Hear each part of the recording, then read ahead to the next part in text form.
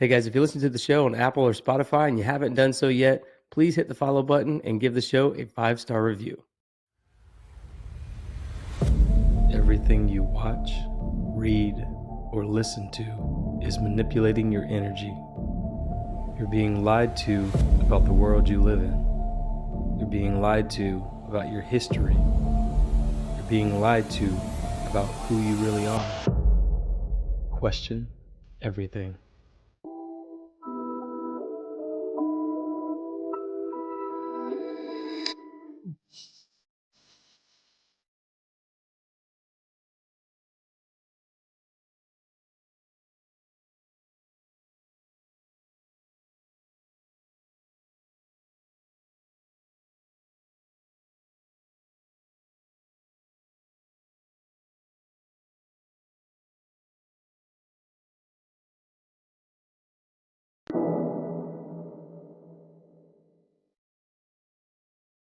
All right, folks, we're back with another episode of the Awaken Podcast. I'm your host, Brad Lail, and in today's episode, I'm joined by my good friend Caesar Pagan from Beyond the Frequency 369 to talk about the recent discovery underneath the Khafre Pyramid at the Giza Plateau.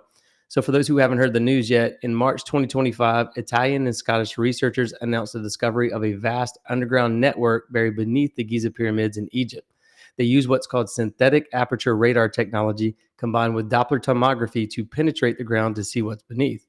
These researchers reported identifying 5 identical chambers and 8 vertical shafts with spiral pathways extending approximately 2,100 feet deep into the earth. Now, people are calling this an underground city or an ancient energy system or even a power plant. Some people think that there are ancient libraries buried beneath, and some believe it's a gateway to higher consciousness.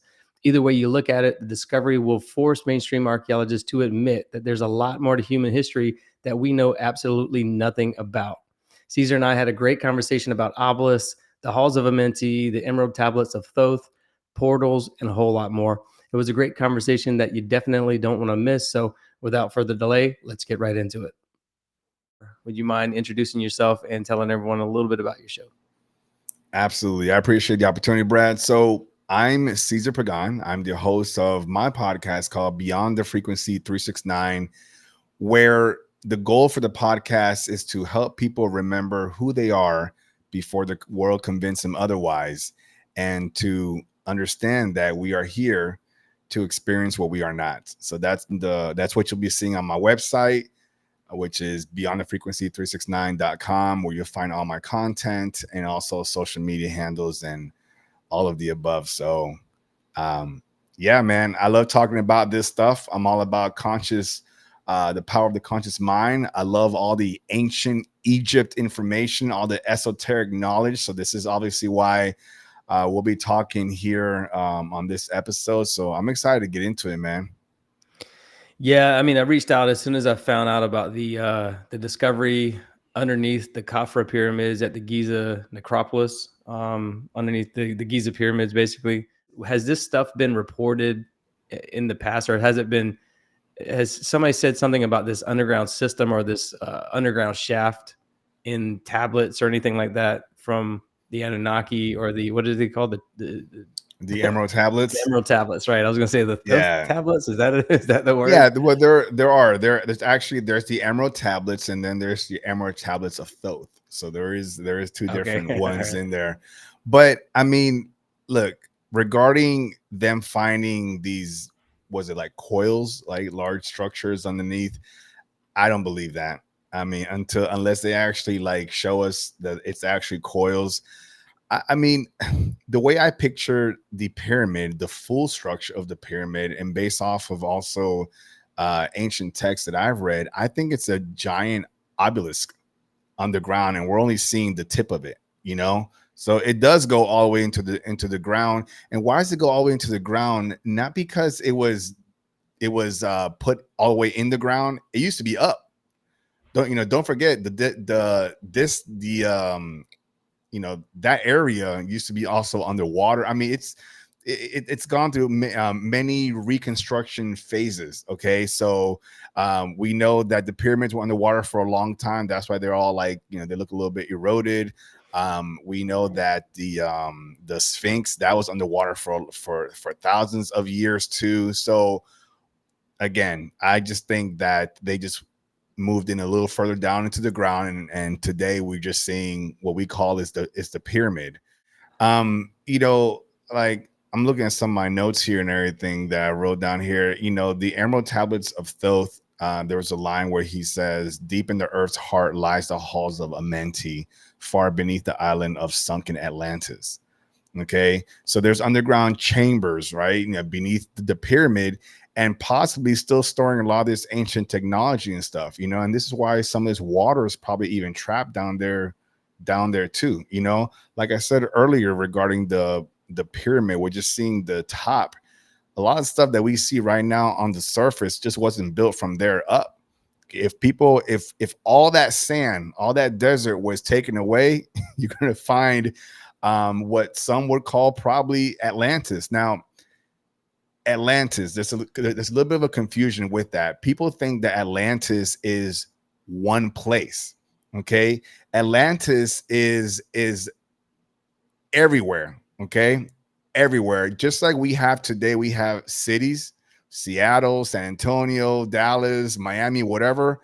Atlantis was one capital of many back then. Okay, so this all ties back into what we see right now on the surface.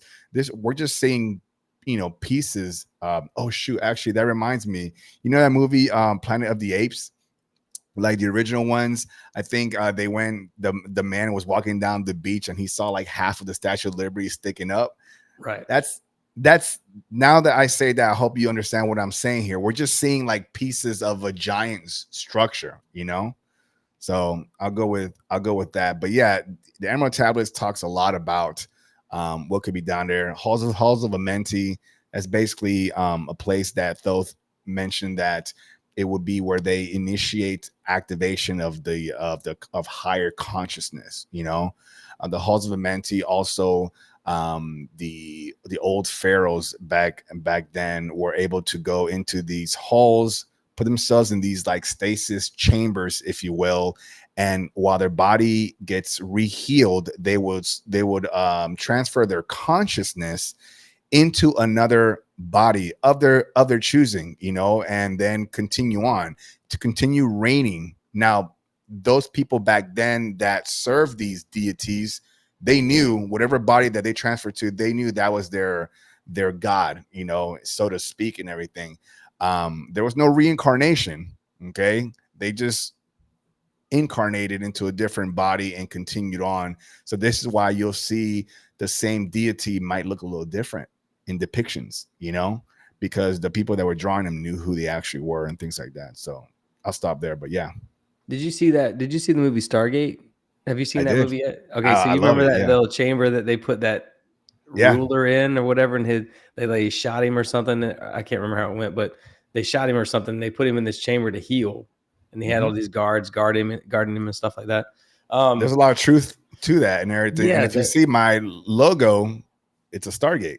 The border around it, the yellow border around it, if you guys can see it or you see it on my website, but oh, that's the ring. I thought you were talking about the Eye of Horus. yeah. No, the ring around it is a Stargate, because that movie, believe it or not, just like many other movies, are telling you the truth, you know. And we'll get into Stargates with the obelisks and the pyramids later on as well. But yeah, that's what I have on here, though. There's a reason for all that.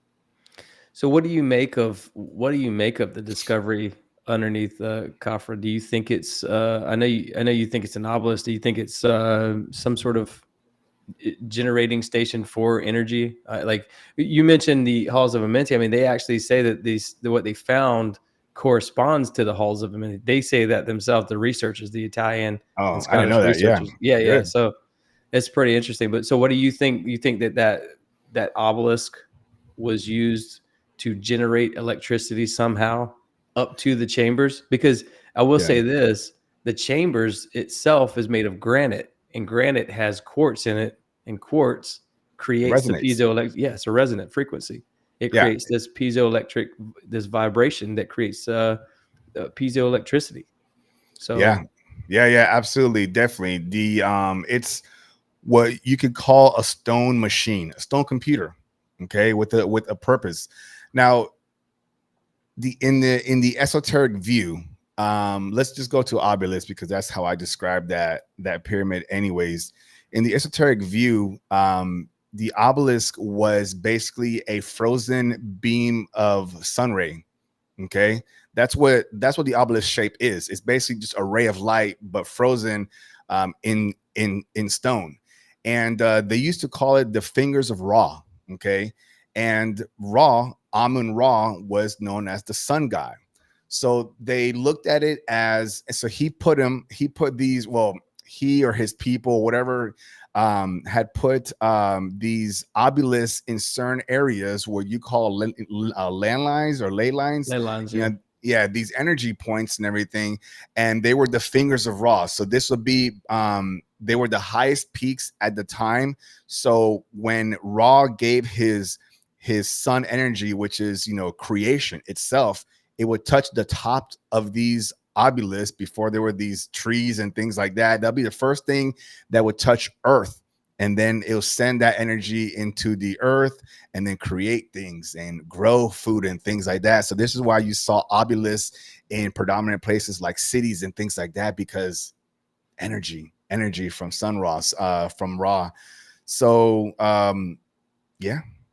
Yeah, I read that they were called, like, they used to be called by ancient Egyptians. These obelisks were called like Tekhenu or something like that. I can't, but yeah, they were used, and they were usually erected in pairs at the temple entrances to honor gods like Ra, right? Yeah, exactly. Yeah, exactly. Yeah, good research. Yeah, exactly, and stuff. And they also, again, it's all about energy, right? So by putting them in pairs in front of the doors while you walking through it, you'll be like imbued with his energy and things like that. So yeah, that works.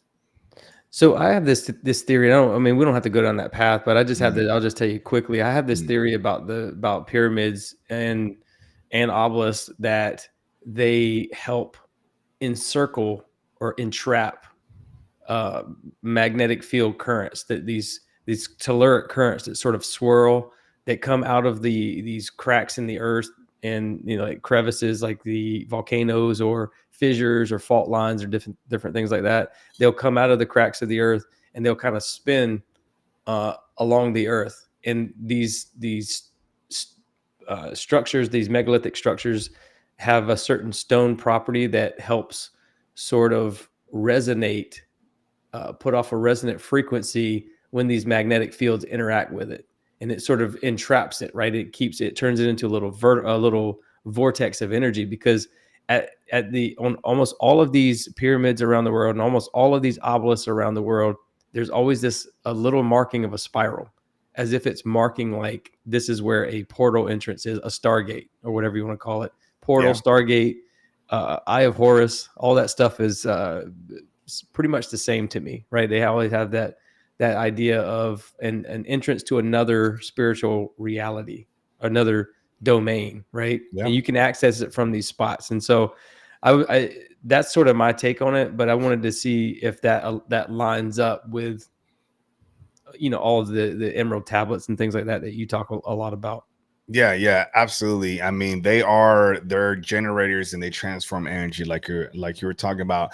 It's, for those that don't understand a lot of the esoteric terms, let's put it this way. What if an obelisk, we can describe it as acupuncture for the earth? Okay. So that's pretty much how I kind of describe those and everything. They're needle points of sunlight or sun rays, and they're put in special different places to not only collect energy, but to transform energy, to harness it, to give it back. It's it's a conduit, so yeah, they're definitely built with a purpose. And a lot of the ancient, almost damn near every ancient scripture talks about the one purpose of what these stone structures are, and it's all about energy. That's it, point blank, period. It's energy. And again, that's that piezoelectricity that I was talking about a while ago. And piezoelectricity can generate a usable form of electricity, because what you're doing is you're converting the mechanical energy, like the pressure or the vibration, and you're converting that into electrical energy. Think about watches, for example. You mentioned watches, I think, earlier in our conversation. The quartz watches, that's what happens. There's a constant pressing, and that releases a little bit of electricity. So these things can generate, especially these granite, anything that has granite in it, and the pyramids have 8,000 tons of granite in it, which all has quartz in it. All that granite has quartz in it. And so, and the entire king's chamber was made up of granite. That's where the majority of the granite is at. Yeah. Is the alleged king's chamber. I don't really believe it was like some kind of a chamber for a king. I think that if they did go in there, like you said, it was for some kind of a healing, these healing properties. I think there was a guy who went and studied those pyramids who said the same thing. He felt like better when he went into these chambers, right? Yeah. They were created to heal.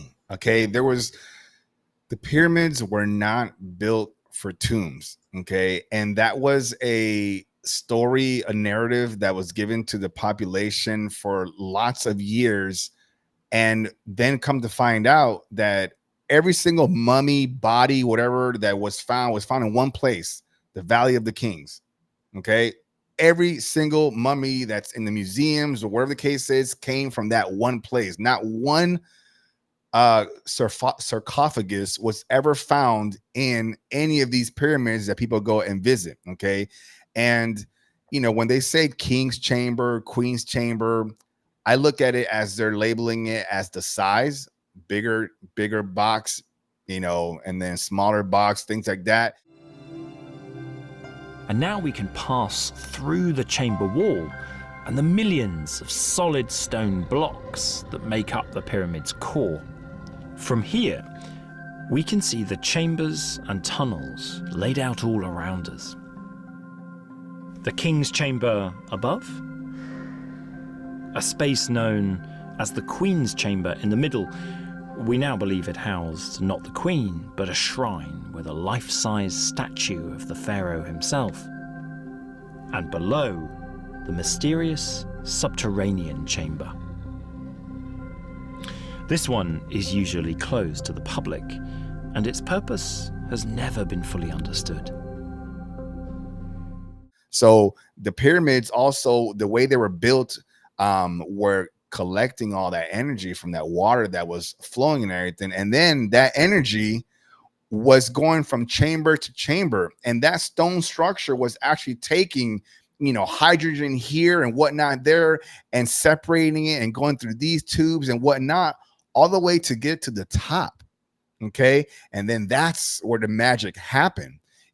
Consider the pyramid and the energy that it was creating, harnessing like your modern day Tesla charging ports. That's basically all it was. Now, this might be a stretch for a lot of you folks, but to my understanding and everything, because we all know, those of you that listen to this, you should probably have an idea that aliens interacted with humans a lot more than they do with us now. Okay, they're everywhere. They're in the Bible, right? All that stuff that you guys read, they're there. So let's go with that story. A lot of these spaceships, they would charge their technology, their machinery through these tops of these pyramids. Now, they don't obviously park next to it and plug it in, I mean, who knows how they did it, whether they hovered over, whatever the case is. And then it's a dual thing. Not only do they charge it, but then there'll be so much energy in there that it would create stargates or portals. So in a sense, what would that look like to us? Basically, those ships, once they charge, they vanish. They just teleported, went through a rip in time, whatever you want to call it. But those were what we call the stargates. Okay.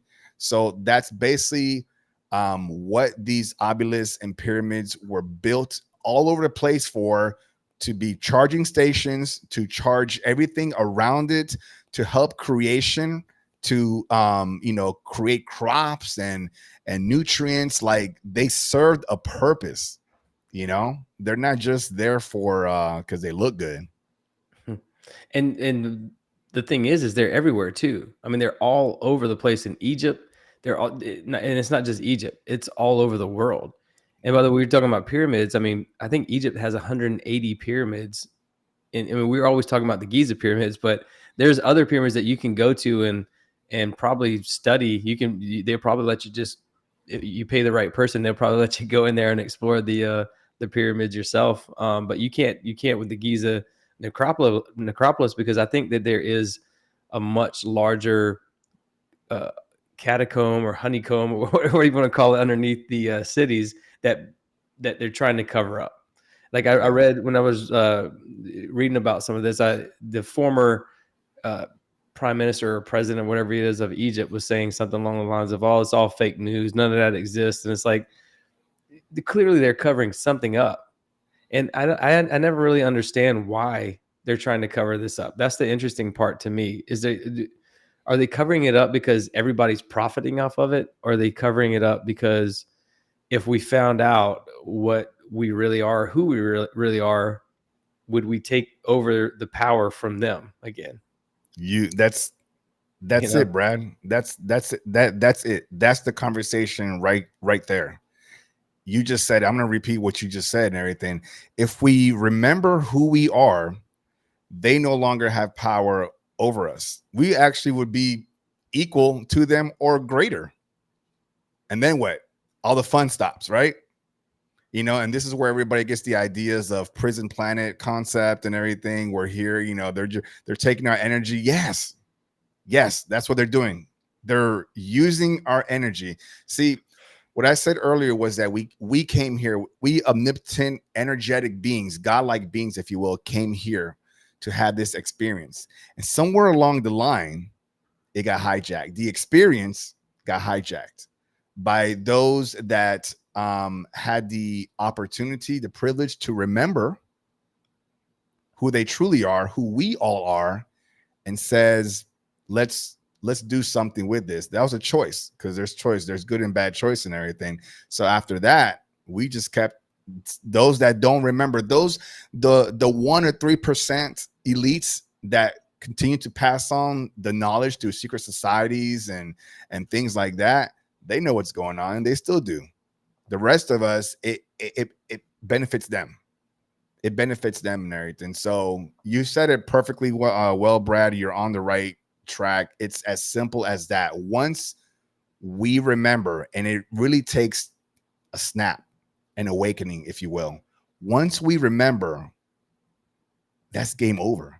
That's it. There's no going back once we remember. And that's our goal, our contribution doing these podcasts, to trigger that remembrance, so all of this bullshit stops.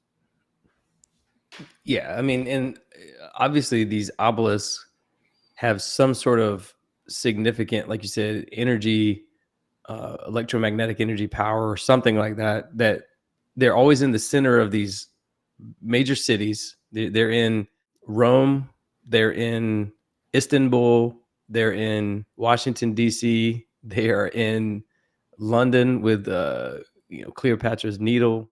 They're in all these major power centers in the world. Egypt had dozens of these obelisks and everything, and many were taken away from Egypt and brought. There was one brought to the Vatican City. There was one brought to Paris. There's one in London.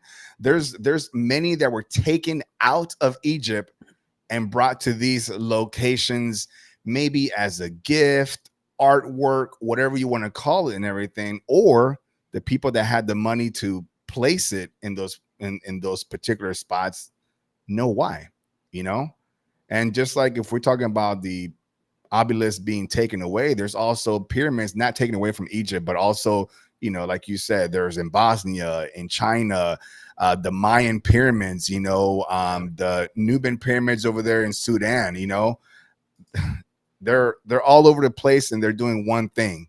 Even to this day, guys, they're doing the same thing that they were meant to do. They're still collecting energy. So yeah, I mean, the point is that they're in every single, Buenos Aires, DC, Ireland, Dublin, Ireland, St. Petersburg, Russia. Again, we're not just talking about, like, they're not in my hometown where I grew up. It's in an area where energies, either these things feed off our energy, or it helps feed the energy for people who are in power. I think the idea for these people in power is to get everybody into a major metropolitan area so they can harness their energy in some way. And you can see this. There's star forts in all these cities that you go to. There's if you go way above it and look, and you're looking down, it looks like you see all this ancient geometry all over the place, and you see all these. It's so clearly they know something that we don't know, and they're using it to their advantage. And I think they have us all sort of captured by this energy, and we can't break free of that, because just like Batman, you remember Mr. Enigma from Batman, the Riddler, right? The character Jim Carrey played. Amplifying their intentions, energy, collectively, the group passing these laws all wanted to go a certain way. So if they're doing it at a particular time in a particular location, all they're doing is they're amplifying that intention, that thought process. So when they say boom, stamp, that's it, that wave goes. I mean, one person, you come up with a thought. If let's say you were able to be telepathic, which we all are, but let's say you were able to do telepathy from one side of the planet to the other, there's nothing stopping it. It's instant, right? That's the thought. It's mind to mind communication. So if they're thinking of passing or have an intention, whatever that may be, and they do it at an energy point that can amplify that thought, there it is. Like, that's it and stuff. So you think that's what they're doing. You think it can intensify like these psychic phenomena that we have, or these psychic abilities? Everything. So now a lot of these, I'm pretty sure if you could talk to some folks that have walked by these obelisks, and catch somebody that's willing to talk to you, and they'll probably tell you that a few times, and when they walk through it, they may have visions, they may feel a certain way. There could be a time lapse situation, could be outer body experience. There's something supernatural that happens around the obelisk. Now, are a lot of people talking about it? No, right? Because what happens if you start talking about it? You're like, who's going to listen to you, right? Other than folks like us and everything, right? So no one really talks about that. But if that door got open, you're going to see a lot of people that live in these areas, especially like even in DC, the people that decide to, I'm going to go to the monument and sit down and eat lunch. That probably was an interesting hour lunch because, something happened, but they're not going to go back to their government and start telling them stuff, So, yeah. Dude, I mean, the flowing water near these places, that it produces these telluric currents, these natural earth energies, like I mentioned earlier, and they can sort of form these hot spots of energy, that produces those crazy anomalous things that happen where people have time slips. Because, and I mentioned this on the show with Rye, the show called Traversing Time, where we're made up of like 7 octillion atoms, right, vibrating together at the same time. And when you walk in through a magnetic field vortex, or a vortex of energy, electromagnetic energy, it like separates those atoms, and it could probably have that effect to where, it separates. When you separate your atoms, it takes you to a different place. And maybe when you form back together, you're not forming back to this reality. You're vibrating into a different reality. And so if we pass through these things, I think it's possible that we could shift into different sort of different realities, if you will. But I was mentioning the flowing water. It's like basically this underground water system in DC that produces these telluric currents. And so if you have these hot spots of energy, we have them back at home where I'm from. I grew up right on a fault line, and they're all over the place. These little portals is what I call them. You got that Stargate behind you. We've seen the movie Stargate. We have this vision of portals. It's just like big plasma, flowing water thing that you can walk through, and you kind of teleport into a different reality. That's a good point. That's a good observation. I'll get back to that when you finish that thought. But yeah, but we're not going through a portal like that. It's a portal of the separation of atoms. that takes us to a different place. Because when those atoms reform, you're coming back together as a different person. That was kind of what I was trying to illustrate there, I guess. But yeah, no, you're on the right track. I mean, like regarding the atoms, your atoms are never in one spot. This is what makes us multi-dimensional beings. The atoms always here or there, right? And now we don't obviously feel that, but when we shift, we are shifting based on our current and present intention, whatever's in our mind at the time. So let's say you're having a bad day, you're going to shift into other versions of you that are still having a bad day until you change your mindset, change your intention, and and because your intention is like your GPS, okay? You can tell it where to go. If you you can either, it's all a choice. You either stay, if you're in a depressed state, you stay there. It's a choice, okay? I know folks say it's like some kind of chemical imbalance or something that people can't control and things like that. Depression, you can come out of depression, okay? And it is a choice and everything. It's just more of learning how. And in esoteric knowledge, they have tons and tons of ways to snap out of it. But yeah, so as we're shifting back and forth into different versions of ourselves, our atoms are just shifting. We're like, even right now, every sentence that we contribute to this conversation, we are currently shifting into different versions that get us closer to that goal, that objective, to the end of this episode. Okay, we're shifting all the time and everything. So you're absolutely right about that. And you mentioned also about actually you mentioned about the power within us, our electricity. I mean, every cell has like, I think it's like 0.70 millivolts of electricity. So if we have, I don't know how many cells we have in the body. I don't know. We're going to say like 35 trillion cells total in the body. If you do the math, we are basically nuclear bombs walking in a meat suit, right? And this scientific fact is what allows practitioners that do Reiki to tap in, know how to harness that energy and move that energy throughout the body to heal and things like that. So science says we have electricity in every cell. So it's not like it doesn't exist. So if we have all these cells and then people are learning how to tap into that, there's your there's your connection there, but it's not mainstream. So people are just like, all right, I'm a walking atom bomb. What am I going to do? Like, am I shooting bolts out of my hand? It's not X-Men stuff. It can be X-Men. I mean, I have episodes. I have an episode on my show with a guy named Chris Fazio and everything stuff. And over 10 years, he's learned how to harness and focus that electricity in his hands. I mean, this guy will shock the hell out of you. He actually walks by his neighbors, and he basically just focuses the energy and just turns off their light. Just because he knows how to do it. And he's also on my video showing throwing bolts out of his fingers and things like that. So it's out there. All right.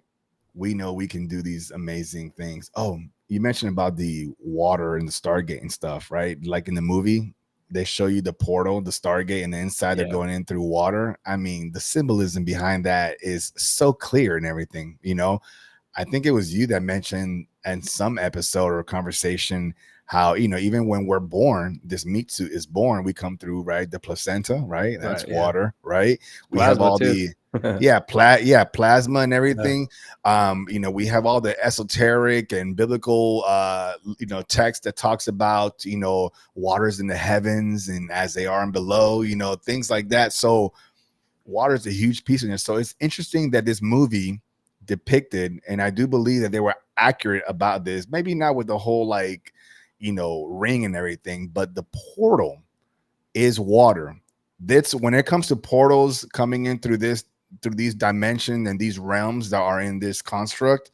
Every portal is water. I to me, to Caesar Pagan, I feel that to be 100% truth. So that's what they're hiding.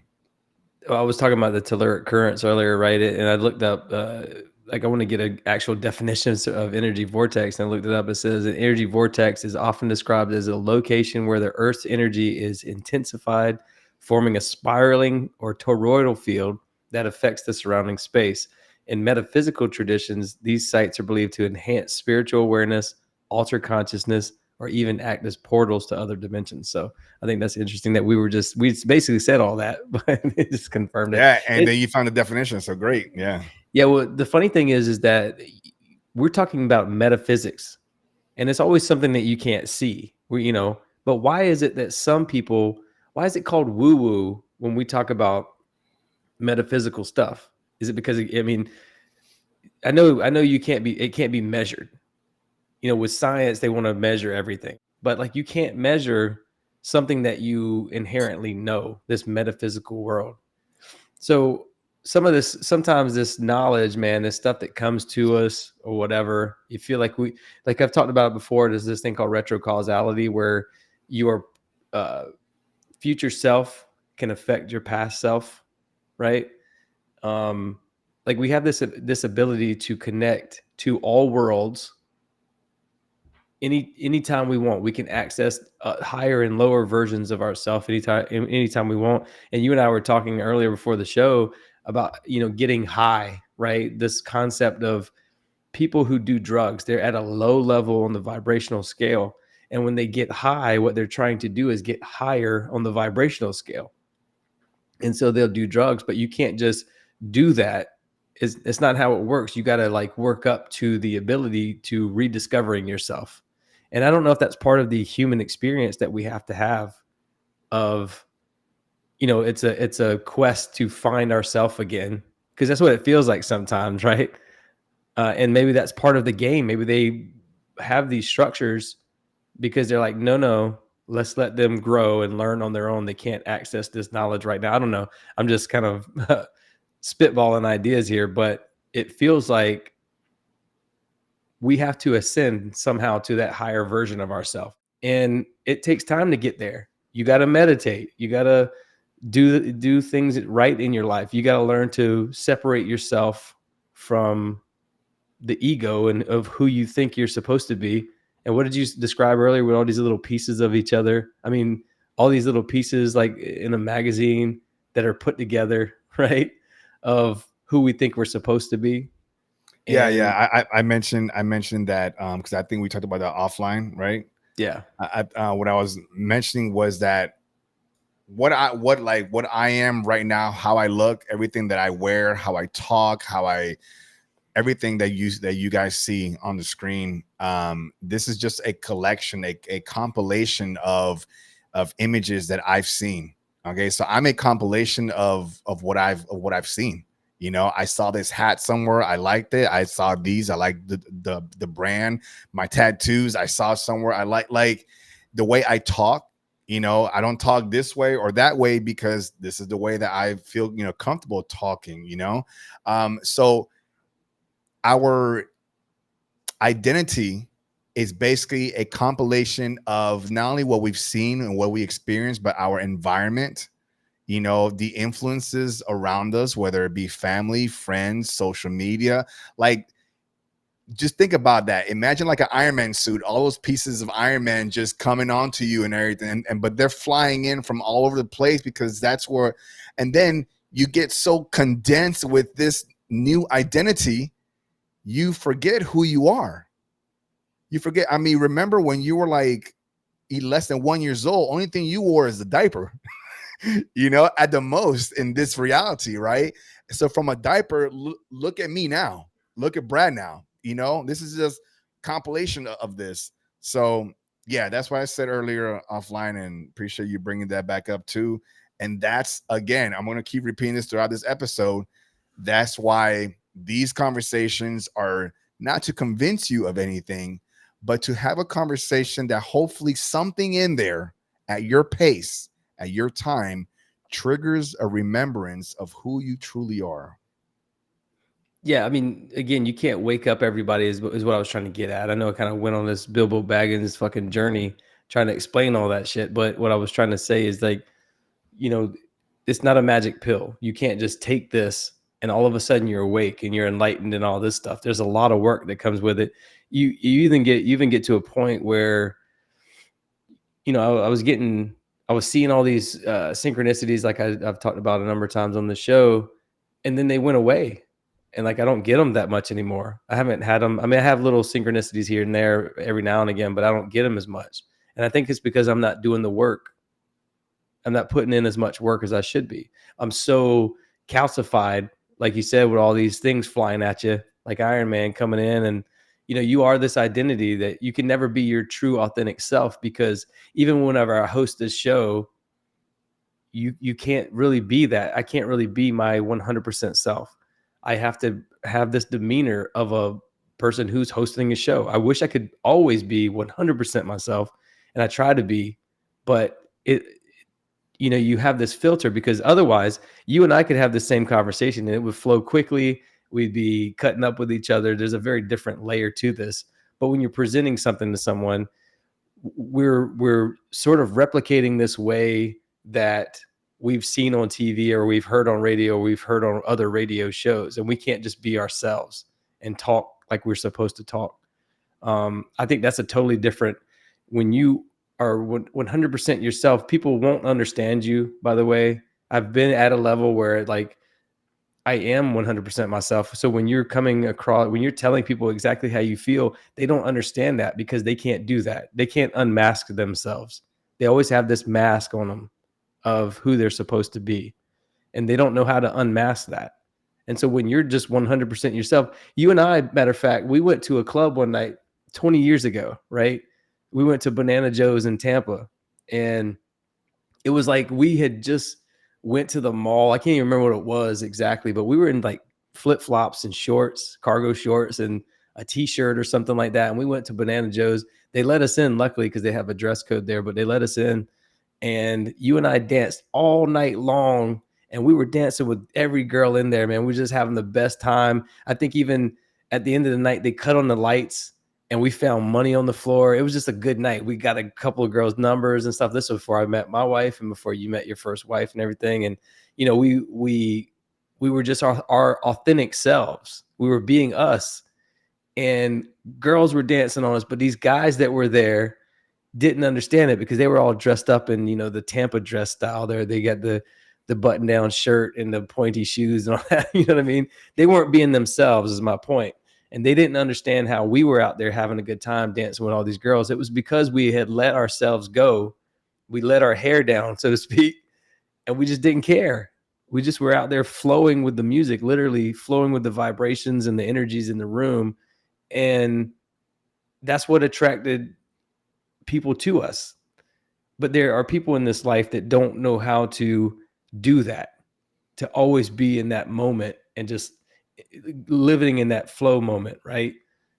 They just don't know how to do that. And again, it's hard to get back to that point all the time, because as a dad, as a podcaster, as a baseball coach, as a professional at what you do, you always have to wear this sort of mask. You always have to pretend to like your job, or you have to pretend to, you know, be somewhere that you want to be, but really you would rather be doing something else. Every time I ask somebody, family members or whoever, like I own my own business now, and I'm glad I did it. And I always try to encourage people to leave their jobs and do their own thing. Because I always ask people, what would you rather do? And they're like, oh, I'd rather be a veterinarian, or, oh, I'd rather own my own boutique, or, oh, I'd rather be a real estate agent or something. But nobody ever does that because they're very afraid. And these energies that these things put off keeps us held back to where we can't access that, right? We can't tap into that anytime we want. It's like a form of slavery in a way. Is they put it out there in the airwaves, and people will flock to that like little magnet, like they're like little magnet, they're like bioelectric beings. So their magnetic bodies will flow in that direction. And if everybody starts flowing in that direction, that's the way that everybody's going to go. And if all of a sudden one day you go, no, I'm going to jump out. Everybody's going upstream. I'm going to turn around and go the other way. People are going to think that you're crazy or you're weird or they will yell at you. I mean, we saw that with COVID. People will scream at you and just constantly berate you because it's so foreign to them to think outside the box or to think laterally or to be themselves. They've been so conditioned and so brainwashed to be like everybody else that they've forgotten that the best way to live life is to do whatever makes you happy. And we've gotten far away from that. And I think it's by design, and if it's not, maybe there are good intentions. Maybe people are like, well, let's hold them back. They can't wake up fast, and they can't wake up too fast. Because if they wake up too fast, maybe this causes a cataclysm or something with everybody waking up at the same time.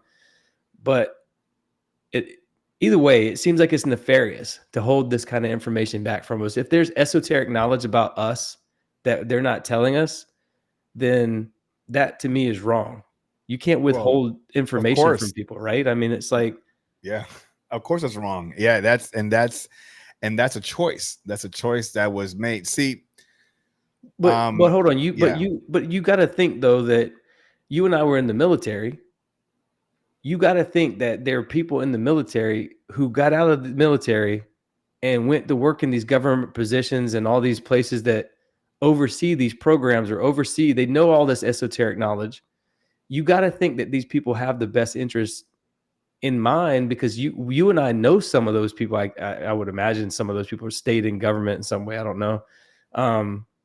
But you would imagine that those people would be like, if you were in the government, you and I have known each other for 20 years. If you went and got a government job somewhere and you knew all this stuff, I believe that you would tell me. I really do.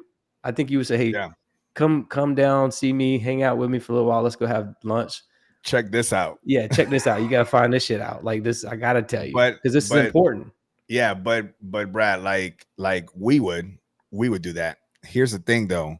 Those people that you mentioned as an example, they go out there and the key thing that you said was you would imagine that they would. Yeah. Yeah, you would assume that they would until you're in their situation. And I'm going to say, and you're going to say the answer to this. What is the number one way to control people? I mean, to me, it's to get them in a hive mind of like that. Like I just said, everybody. No, what's that state that gets everybody fear. Yes. Yeah, fear. Right. So when you're working in a government agency, let's say, right, and you find some kind of esoteric knowledge and you're like, oh shit, I need to tell folks this. When they start throwing in that fear in there, in your life, threatening things like that, it stops there. That's why. And this is why a lot of these people that have left that group are now, or what do you call them, whistleblowers. They're talking because and even with the little fear in their voice, but they're not directly connected with these folks and everything. So that's all it is. Yeah, it'd be nice if people would just start blabbing it out, but there's something, they don't get access to that information unless the people controlling that information has something on those people, period, or else, Yeah, I mean, I think also people don't want to lose their jobs, and they don't want, because if you're making $100,000 a year, fear. Yeah, you're making $100,000 a year, and your family's good. Y'all get to go on vacations every summer. You don't want to lose that. I get that too, but I don't know, man. I don't know what the implications are for that. I don't know if people are, I don't know if there's some negative consequence to people who have lives like that, where they hold people back from being themselves. But there should be. Maybe there is. I mean, I believe, I'm a Christian, so I believe in that. The bad will be punished in a way, and the good will be punished in a way, and not punished, but rewarded in a way. So, but it just seems nefarious, man. If for people to hold that much information back from us, And I gotta think that, again, there's got to be some good people out there. Maybe they live in that state of fear, like you said, of either death or like, maybe the knowledge is too much for people to handle. Maybe they know that. Maybe, and you hit a good point about the knowledge being too much. Maybe the information is so outside of mainstream, outside of the norm, that they know, even if they have the full doors wide open to come and tell folks, people would just not be ready. They don't have the upgrade in their system to receive that information. It might go in one ear, out the other. It may even come out of the person incoherently, believe it or not. Because again, it's data. When let's say a computer program going through like a speaker, if data's coming in and there's a bad signal, like the software isn't upgraded right, it's gonna come in like what? All like, right? We can't receive it. It'd be incoherent. That might be how the person, the information might be so much that you can't even put it into words. And then by even speaking the information, you might snap and break. There's a lot of possibilities of bad things that can happen to you if you come across that situation. But I still go back to the one, which is just fear, and then anything else underneath that. You talk to a lot of people who on your show who have these special abilities, like you mentioned earlier. What are they saying was the best way to tap into some of those abilities? That's a good question. I mean, is there a common thread amongst all of them that they're like, hey, yeah, if people, because you talk to people who are like along the lines of like telepathy type stuff, right? Where they mind sight, they can see things in their mind, being blindfolded and things like that. What are they saying in order to tap into that? Is it is it more meditation? Is it like, hey, turn off all your lights or all your, get into some deprivation tanks or whatever it is, and then try to change the energy field around you in order to access that? What is that common thread, I guess, that you're hearing from people? Love. The common thread is love. That's a hard one to kind of, because there's the love that we are taught here during the human experience. This is what love is. This is how you receive love. This is what it feels like, blah, blah. And then there's the unconditional original state that we actually are, which is unconditional love, right? Which most people don't know what that is, right? Now, some folks that do experience that, they would have a near-death experience, and they always come back and they'll say what? They'll say, I felt this unconditional love that I just can never replicate here. So there's two kinds of love, So in order to understand that kind of love, you have to come here and understand whatever this kind of love is to have that full circle moment. So the connected dots is love, opening your heart. And opening your heart takes also, first step is to remember that you're not just this. So many people believe that all that there is, existence itself, is this. I exist solid. I'm heavy. I got weight. I got density. I got all this noise in my head and everything. And then I die. End of story. That's everybody's general, especially the people that are very materialistic. They're like, that's it. Once I die, it's a black screen, right?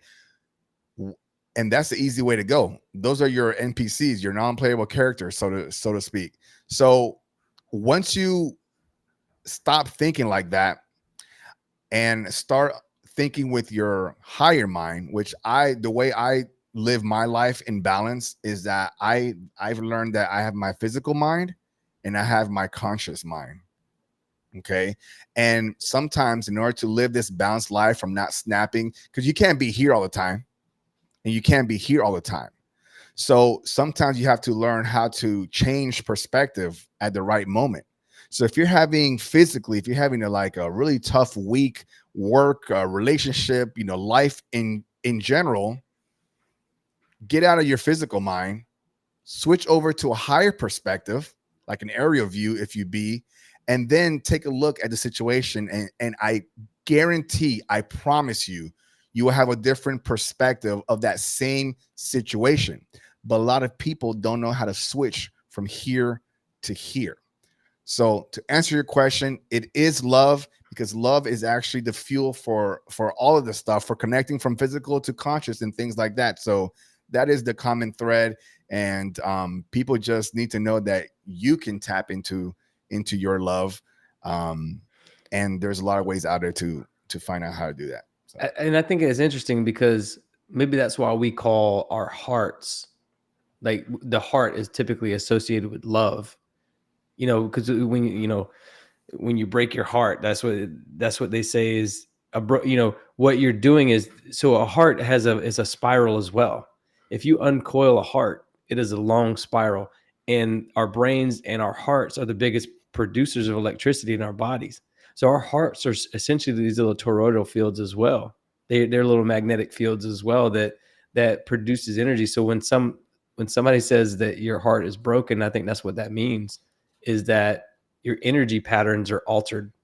That portion of if you look at a magnet, the magnetic field coming off of a magnet, it has two sides. It has two sort of hemispheres to it.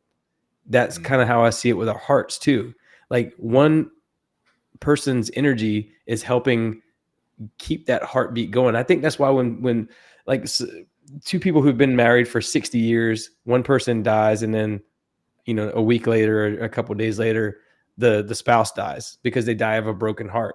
That energy field is not there with them anymore. So it makes sense to me that love, your heart space, all that stuff. This is taking it. By the way, we've taken this conversation to a spiritual kind of a place, but it goes where it goes. Yeah, it's where it goes, I guess. But to tie it back into the pyramids, I mean, to the pyramids and the obelisks. Yeah, they do that same thing. The obelisk and the pyramid has that same toroidal field in my mind as your heart. And so, because everything, even atoms have that same toroidal field. And I talked about this on a couple of episodes already. I had an episode called Real Atoms that you can hear some of that same conversation. But essentially, atoms are these little vortexes of energy, and they have toroidal fields around them. And that's what Earth is, right? I mean, we have this magnetic field around Earth, right?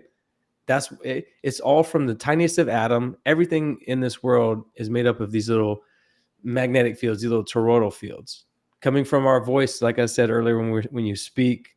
So it would make sense that we would have to, I guess, find the secrets of these obelisks, the secrets of these pyramids, to learn how to reuse these to sort of amplify this message of love, right? These are antennas that we can tune, that we can use for good instead of being used for bad, because it does feel like they're being used to inverse our energy rather than to help us use our energy for the good of all the world. Because I think you're right. I think that love is what, gets people on a higher elevated status of enlightenment.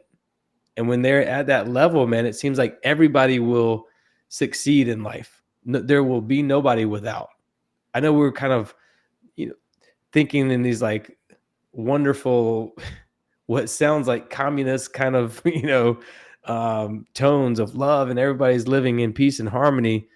But that's what it feels like, because nothing makes sense in this world. Everything seems like it's inverted. Every single thing seems like it's inverted. Well, remember, and you're right. Everything is inverted. Everything's like the opposite, right? Yeah. What did I say earlier that we're here to do? We're here to experience what we're not. This is what we're experiencing here. Spiritual beings having a human experience. It's got to be the opposite of what the spiritual being is. Okay. Now, there's a lot of folks that believe that we are humans trying to be spiritual beings, or just have. For us, we understand that is a no-go. That is not the way it works. All right. It's like the chicken or the egg. This this body wasn't created before there was a soul in it. There was a soul, and then there was a body. So, and you mentioned with the obelisk, like those the Toro fields and whatever energy that those haven't stopped. They've been producing energy since they were first put into those spots. The reason that we don't fully feel or understand that energy is because that knowledge, that that acceptance of what's happening it has been buried, has been pushed away. Don't look over here. Don't look over there. Don't ignore that. It's just, and they keep flooding us with, this is what it is. This is what's happening. Go to school. Here's what's really happening here. And then on top of everything that you talk about also on your show regarding all the radio frequencies and the hertz here and the social media and the broadcast and, you mentioned keywords with like television, they're telling you what to see and all this other stuff. All of that stuff is blocking us from, and I'm going to take something from what you had allowed me to remember. You were the one that explained to me about human, right? Hue being light, man being containment. All of this noise is containing the light. They're not allowing us to shine, because that's what we truly are. And this is why everybody goes into such a dark space so quickly, and it's very easy to go there, but it's very hard to come out and go on the opposite side. So yeah, it's still happening, Brad. That energy is still flowing. We're just kind of like oblivious to it because no one talks to us about it, Well, everything's hidden from us. They've let these places, they know about places like El Mirador, which is in Guatemala, which is the biggest pyramid in the world, but we don't know anything about it. They'll just say it's mounds and the Mayans built it and all this stuff, but you won't see anything about it at all. I mean, there's the Bosnian pyramids, you got Teotihuacan, why don't we know anything about this stuff? Why was it buried? Like Göbekli Tepe was buried. Someone literally buried it with different types of dirt. So that means that they got dirt from somewhere, hauled it in to bury this place up at some point. So who does know? So then I'm going to ask you this: if we don't know about what these places are, who do you think does? And I'm not going to say aliens. Who do you think other humans that actually know the true nature of these places? I don't know, but I think it's people who worship dark entities or negative energies in the spirit world. Whether that's, you call them the devil or whatever the heck you call it, I think it's just negative energy. It's in the antimatter of us. If we're in the matter, we're in the material world, which is the matter, then they're in the antimatter and they want to get here. And I think that there are people who, and I don't know who those people are. I think because it is a mix of people. I do have some opinions about who I think or what types of people I think it could be, but I don't necessarily know.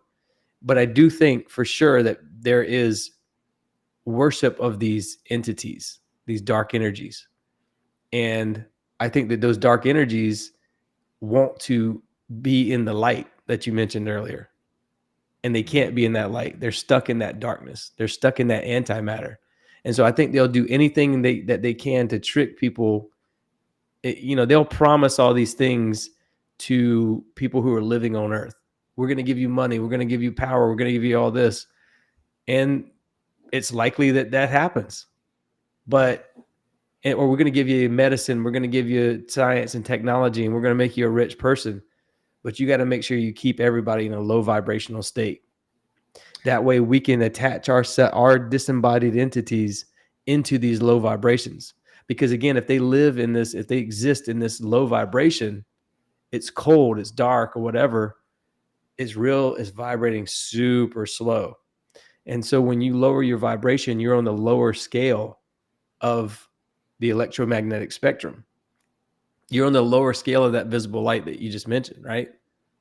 And if they're on that lower vibration, it's easier for entities to attach themselves. So long story short, I think it's people who worship negative energies or entities that are trying to enhance their lives on Earth. But so they're selling out their fellow humans for a very short-lived amount of power, that they're not going to get anymore. Yeah, And it's like getting the cheat codes of the game. Like yeah, they're the owners of the cheat codes, and they're like, I'm gonna run this thing dry until I can't anymore, and these people won't even know anything about it. right. It's the people who are taking Ozempic right now, in a way. I'm not saying exactly that. I'm saying that people. This isn't against people who take Ozempic, by the way. This is just what I'm saying is it's the cheat code, like you just mentioned. It's the quick high to get what you need in life but I think that those people will just be recycled back into a lower existence of consciousness, whether that's a rock or, Talking about karma. kind of. Yeah. You get, I mean, I think that's possible that if you don't, you either go to that dark place where these other entities are, which could be called hell, or you go to another existence of, living the life of, you kind of get demoted on the scale of consciousness, right? Rather than ascend to another version or higher version, you go back to this other place, or you're trapped maybe you're trapped here on Earth. I don't know. I don't know if well, you don't like, if for these guys are holding the cheat codes, you don't need to ascend because you already know your true power. There's no ascension for you and everything, So regarding how you say, like they might recycle back into like a rock or something, lower and everything. If you have the cheat codes, you don't go back to a rock, or you don't go back to anything less than what you are and everything, So it's unless they want to, unless they want to. So that's definitely interesting. Well, I just think that I don't know that I don't know that they have the cheat codes to that, because I think that there's only one path forward. Okay. And this is just a short-lived life. That's why the Bible says, don't store up all your treasures here on earth, because they're no good anywhere else that you're going. Yeah. And I really believe with all my heart that if you have too much, you're being negatively you're being penalized in some way. If you have an abundance of things, if you hoard up your wealth and you don't spread that love around, I think that there is some sort of a karma thing that happens where negative things will happen in your life. If you're look how many people who are celebrities who have lost their kids or their close loved ones, like Dr. Dre with his son and Michael Jordan with his dad. And like, these are tragic accidents. It's almost like someone has to come pay that debt, or someone's going to come collect that debt. Whether it's like, our friend Rye will talk about the Hat Man on his show, or I've talked about the Hat Man on my show before as well. There's like a dark, energetic figure that comes to collect, whether that's the Illuminati. The Illuminati claims it's selling your soul to the devil kind of thing, or people who believe in the Illuminati believe that you sell your soul to the devil to gain success in the music industry or the movie industry or whatever.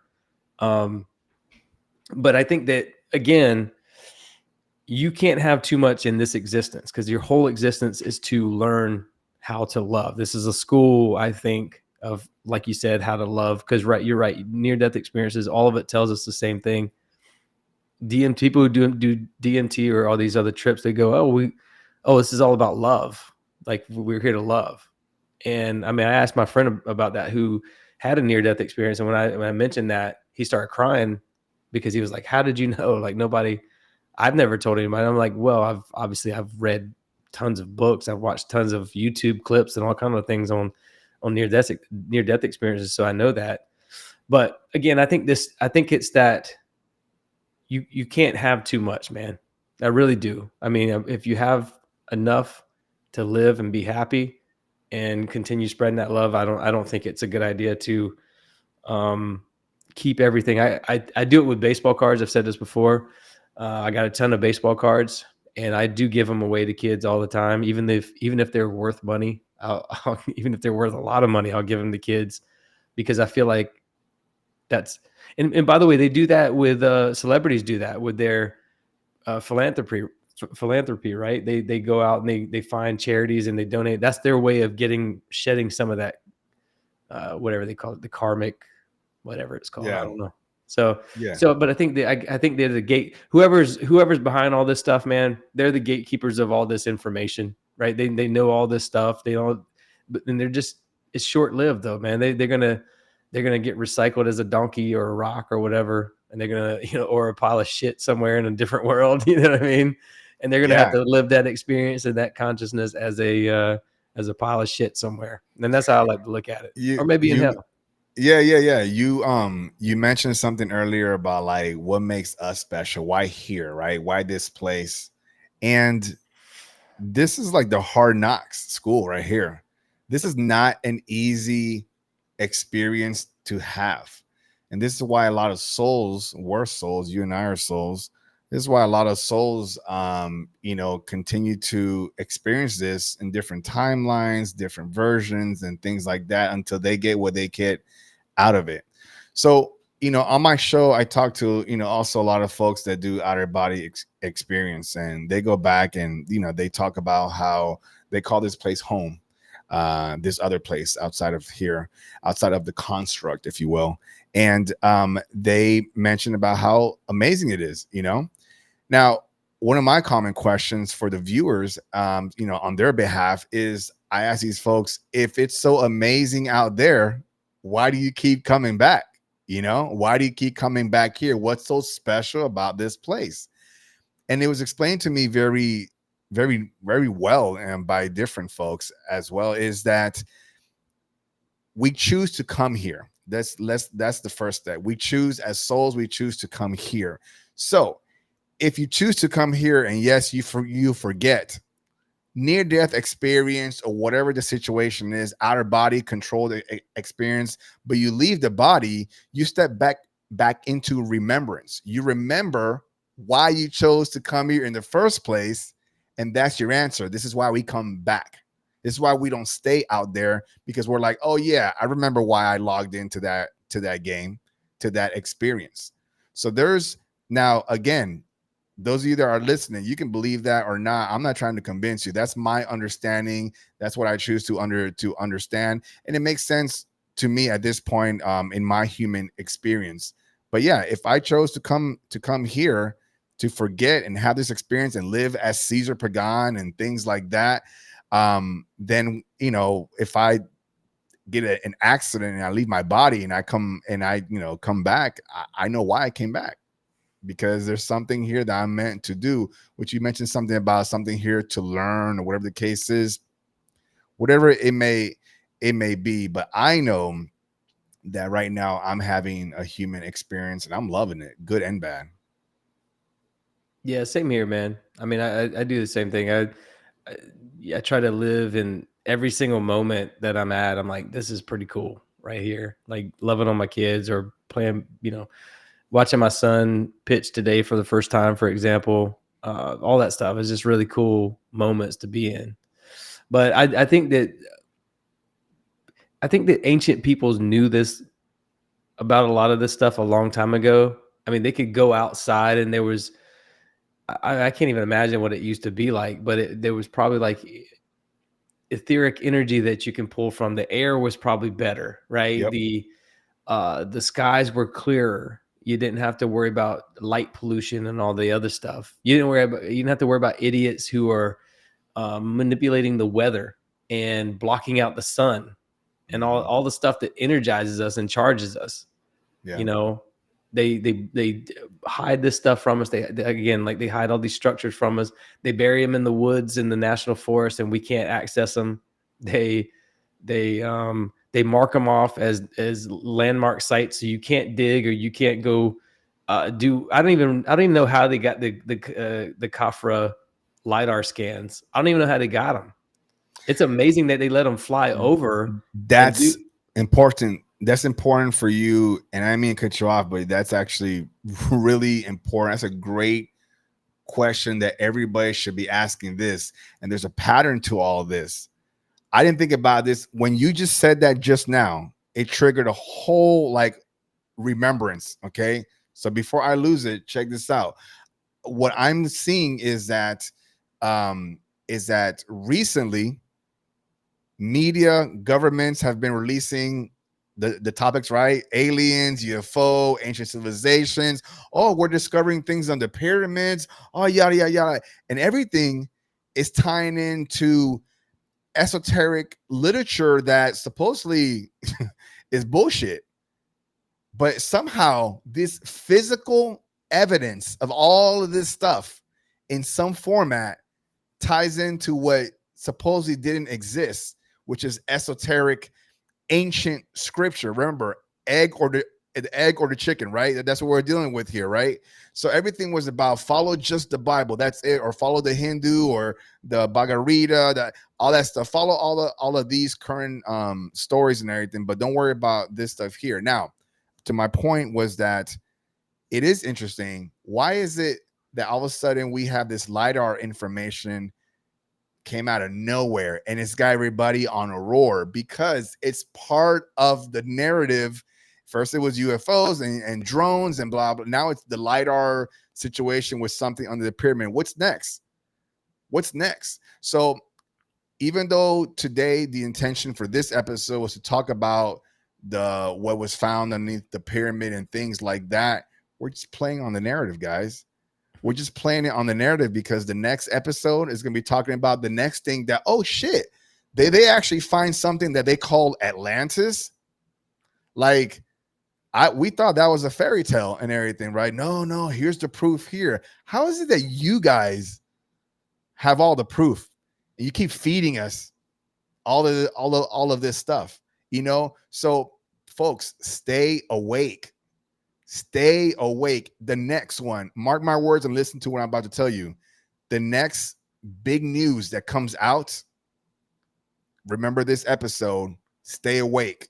Oh wow, that's new. I knew that was coming. I didn't know what was coming, but I knew it had something to do with ancient past that wasn't part of mainstream. And then there's going to be more and more and more and more and more until we have been pre-programmed enough to understand all of this stuff. And then what? The veil comes off. Ta-da, guys, like a magic trick. Everything now is there. Now what? What do? Do you freak out? No, because they told you. They were upfront with you. They didn't lie to you. They told you the truth. Everything was coming. We're here to protect you because we're on your side. That's their story. And you're like, yeah. Well, what happened, dude, is honest to God, I think 2020 with COVID was a turning point in a major way for these people who worship these entities, whatever these dark energies are. It was a major turning point. What happened was they thought they were going to be able to control us and turn us into these transhumanistic robots or whatever that just obeyed and did all this stuff. But what happened, it was the reverse. Everybody went, what? I'm leaving my job. It was the great resignation. It was the great awakening. It was like, it started like this, people who weren't talking about this stuff before 2020 are now talking about this. They're like, what, you and I are seeing it a little bit more and more. Your family start coming to you, your brother or your mom or whoever, and they're like, this is interesting. You were talking about this before. And, but I think what happened is the free will, the Schumann resonance of Earth collectively came together, and our collective consciousness went, no, you're not doing this to us. We're way more powerful. We're way more powerful beings than this. And they said, oh shit. Yeah. And they've tried to backtrack, and now they're trying to let all this stuff out little by little. And right, I don't think it will be, I mean, they let us know about the plasmoids that's been flying around in the skies. You remember the Jersey drones back in December. I mean, I think that they can't control it anymore, so they have to let it out. They gotta let it out. Yeah. So what happens when there's something as powerful as this knowledge that is starting to burst out of its seams? Eventually, it bursts. The veil is unveiled. The secrets, what's been buried so far deep comes to surface. What's been shrouded by darkness becomes light. Like we're going to walk out of your front doors of our houses in our neighborhoods, and we're going to look to the left and to the right, and those neighbors that we thought look like that might be Pleiadians or Atlanteans or Arcturians or reptilians or whatever. Every single, and mark my words, every single secret is going to come to a smack brick wall, and then what? And then what? And what they're trying to do is get ahead of it.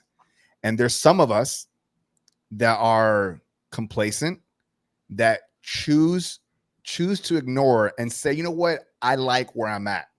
I like following. I like being part of sheep. That's okay. That's okay. You're going to go here. You're going to stay with these guys. While the rest of us who are awakened and do not and refuse to accept this, we are the ones, as you guys heard in the esoteric spiritual community, we are shifting to that new 5D. Our consciousness can no longer exist in this lower frequency, and we have to go. There's only one way to go. There's only one way to go. But again, the key to start the ignition to your awakening is love. And where do you start? Not out there. Start in here. Start loving this. Start saying, I know who I am. I know what I am. And then go from there. Yeah, it's about free will, right? I mean, I used to worry about like end of the world stuff secretly. I never really said it on air or anything like that. Or maybe I did a couple of times. I don't know. But I used to worry about that. I used to be like, the world's going to come to an end soon. Something's happening, because you and I could probably sense something big is coming. Everybody that, or a lot of people I know that are in the podcasting world, especially, we talk and they're like, something weird's coming. We don't know what that is yet, but we can feel it. But here's what I'll say, that I don't think it's the end of the world type stuff. What I think, because our consciousness is what controls free will. I mean, our free will is what drives the narrative for everything, right? For me, the future is, based upon free will. It is that collective consciousness. That's why they want to put out these signals. That's why they want to try to amplify signals in DC with these obelisks and stuff, because they want to, again, try to, they're at their last ditch effort to control our consciousness. And when we are 100% authentic to ourselves and to everybody else around us, you're going to very easily be able to see those demons that are walking around on earth with you. There's not going to be any hiding behind this or that. That veil will be lifted. Those reptilians will be seen. Those those dark entities will be unmasked. And we will be moving, in my opinion, to a better world. That's actually what I feel in my heart is going to happen, is we're moving towards something better for all of humanity. And I think that they have to reveal all this stuff now. They can no longer hold it back from us. But again, it still bothers me to know that they have been holding this back from us, and who has been making them hold that back from us. And again, we're gonna know in that unveiling. We're gonna know, but we won't care at that point, because that world would be left behind. There you go, Brad. Yeah, they will stay in that reality, in that world. They will shift to a new version of Earth. I think a new Earth. Yeah, I mean, they've taught this is in all kind of biblical scripture as well. We're moving into a better version of Earth. I think it's interesting that we're starting to hear talks about the golden age or the age of enlightenment or things. It does feel like that. It feels like I think that, by the way, I think that this movement started a couple hundred years ago with the age of enlightenment that happened a couple hundred years ago. And I think that they quickly tried to get a cap on that. And they successfully did that. And they've controlled the narrative for the last couple hundred years. I think we could take it to a biblical path, but I don't want to do that. But I do think that there is a little season of Satan that we might be living in right now. And they talk about that in the Bible. But the good news is that we're coming out of that. And there will be, in my opinion, again, I know not everybody who listens to this show, it's a spiritual show. But not for not everybody who listens to this show, they probably don't think like this. But for me, we're heading towards a millennial reign of Christ. I don't think that's happened yet. I think that will be the age of love and enlightenment and peace on earth, in this new earth. So are you talking about like the Christ consciousness people talk about? I think it's Christ consciousness. Yeah, no, that's exactly what it is. And that's even talked about in ancient tablets. Oh, well, I don't know much about the tablets, but you can tell me all about it. Yeah. But that's talked about that too and everything. So it's not the physical person or being or entity, if you will. It's just a state of thought. Yeah, it's a state of mind, state of of existence and stuff. So, like I said, love will unlock it. You'll remember, who you are. And then once you remember, then everything else that has happened or will happen, whatever the case is, we're gonna not react in a human fashion. We're not gonna be pissed off and things like that. We're gonna be at a different level where we have a better understanding of how to move on, forward and stuff. So now that doesn't mean when someone says like, well, this is inevitable, this is happening, it's coming, that doesn't mean do nothing. That doesn't mean just hang out and just kick your feet up and like, well, if it's about to happen, then that's just what it is. That's not what this means. Still live life, still continue, putting in the work, for yourself, until it happens. Okay. Just saying that it will happen, but doesn't mean for you not to, to just sit back and do nothing, because that's the wrong move there. Yeah, I mean, I've said this on another show before as well. There's a song called AT Aliens by Outkast, and there's a line that Andre 3000 sings, and it says something like, "No drugs or alcohol, so I can keep the signal clear." And I think about that line all the time, because I think he's right, man. I think in order to access that better version of yourself, you got to keep that signal clear, right? You got to like decalcify, like we were talking about earlier, whatever you want to call that, pineal gland talk. Yeah, but you're right. Decalcify the pineal gland. You're right.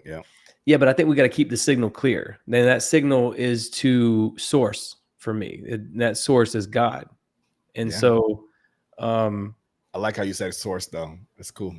Because it is. It is source. It's light. It's the source of light. It's God. God is light. So there's no doubt about that to me. But people are just weird. I always have to dance around these things, and that's part of what I was telling you earlier about the not always being authentic. I would love to be able to talk exactly how I feel about everything from a spiritual perspective, from a Christian perspective. And I'm not ashamed of being a Christian at all. I just am trying to make sure that everyone understands that the language is similar, no matter what you say. You just mentioned it, right? Like Christ consciousness. That's what that is. That's what that means to me as well. Christ was a real person who lived on this earth, and he was the embodiment of God. He was God in physical form. But then there's this aspect of the Holy Spirit, and that's all. The Trinity makes up everything that I'm talking about right now, which is Christ consciousness. So, but when you start talking like that, people will immediately put up these red flags and go, "Oh, it's New Age stuff." Everybody's filtering their view of life and their everything through religion and through whatever they've been taught in their worldview. And I'm open to hearing everything. So when I talk about stuff, I'm unashamed to be a follower of Christ. I'm unashamed to be a Christian, and I will continue to beat that drum and use this platform to spread the message of Christ. And Christ that we're talking about is the same thing. It's love. It's light. It's being your authentic self. It's it's the furthest away. If you think about love, again, that's the 528 hertz frequency. And I believe authenticity vibrates even higher than that, right?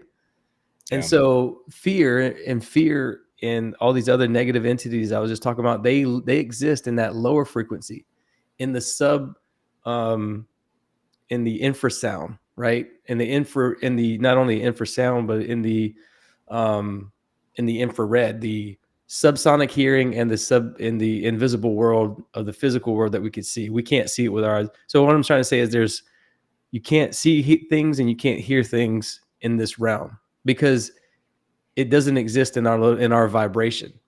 So when we're talking about Christ, we're talking about the highest vibration of love and authenticity and all these other things. And when you live in that, and when you exist in that world, you will never interact with things like that because they're just Trebles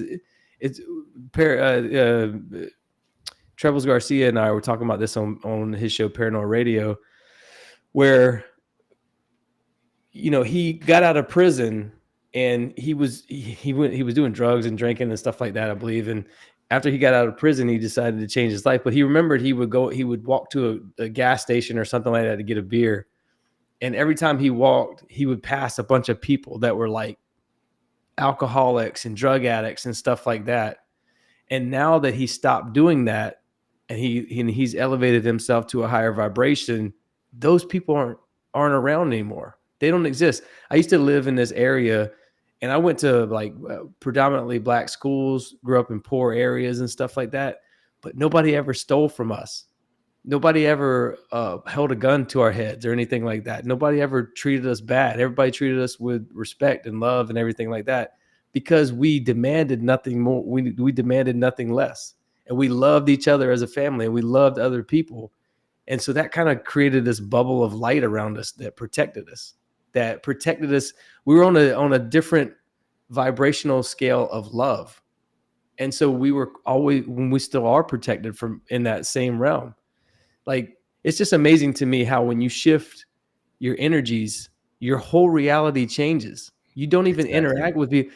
Like when you see something on the news that somebody killed somebody or shot somebody or whatever, like that's a foreign thing to me because it doesn't even exist in my world. Matter of fact, I was thinking the other day about like gangsters and people who are in gangs and stuff like that. I'm like, I don't even know what that could be like, because how can you be gangster and still go sit on the toilet and take a shit? I know that sounds kind of stupid, right? But it's like, but what I'm trying to say is like, it's such a foreign thought to me to pretend to be some bad tough guy and then go try to do normal things. Like, do they drink coffee? Do they drink Starbucks? Or do they? I don't know, man. It's just a foreign world to me because it doesn't even exist. Yeah, it's a physical thing. Yeah. Yeah, the only thing that I understand is the vibration that I'm in. I can't even understand that. I can't understand how someone would want to murder somebody else or do drugs. That's not even, it doesn't even cross my mind. So I think when we shift towards love, we do leave that stuff behind and you will never interact with them again. Because I think Rye talked about it on my show, how it's like a record player and you shift over, that needle shifts over to a different line and you're on the same record player, or you're on the same record, it's just shifted over to a different line. So yeah, we talked about that. We talked about it earlier on the episode here, where I was talking about how your intention, where your mind's at the time, that's where you shift into. And you mentioned that guy who walked by these homeless people or drug addicts, and then they were there, and then they're not there because he changed his mindset. They're still there. They're just not on his frequency. Like, they literally, imagine this for the visual people. Imagine the people that existed there at one point, and when this gentleman changed his frequency, they turned back into waves, but now they're a wave that he doesn't recognize anymore. Again, Brad just mentioned earlier, again, with the whole light spectrum, 0.0035 of the light spectrum, everything that exists that's solid that we're touching right now is literally 0.0035 or whatever percent. It's not even 8% of the light spectrum. So our whole existence, the planets, the trees, the air, everything that we see exists in a 0.0035 percentage light spectrum visibility. Like, process that for a second. So my question And I said this on my show too. My question is very simple. When you tap into 100% of the light spectrum, is this physical reality more physical than something else? Is there something else? And what I mean something else, to be clear, folks, so no one gets confused, wherever our soul is from, home, which is what I call home, what's more real, that place or this place? The 100% place or the 0.0035 place? That's a tough one for people to swallow. I get it, but listen to what I'm just telling you. That's a fact. Yeah, I mean, we exist in this very small. I mean, I've been on. I talk a lot about paranormal stuff as well, and reality bending stuff as well. But I've been on some paranormal shows where I've mentioned that, like, we're actually the paranormal ones. We're the aliens. You know what I mean? We exist in this little small sliver of light out of 99%. There's entities out there watching us right now that are looking at us like a movie screen or something, just sitting there watching us, like, let me eat my popcorn and watch these two guys talk it out about consciousness and all this other stuff and energy. But they exist again, I think there obviously are good entities in that world as well, but I do think that there are bad entities, and we have to guard our energy. That's our only currency that we have in this world, is our energy. The only one. That's why they call currency. Everything is about energy currents and stuff like that. Yeah. And I think for folks that would be asking, like, well, damn, how do I protect myself? You don't have to do like rituals or or sage stuff. You can do all that, whatever makes you feel comfortable. It's basically, it's your mindset. So literally, I'm going to tell you my secret, how I protect my energy. Whenever I do a show with a guest, even though with good or bad intention, I still protect my energy just in case of things don't transfer over.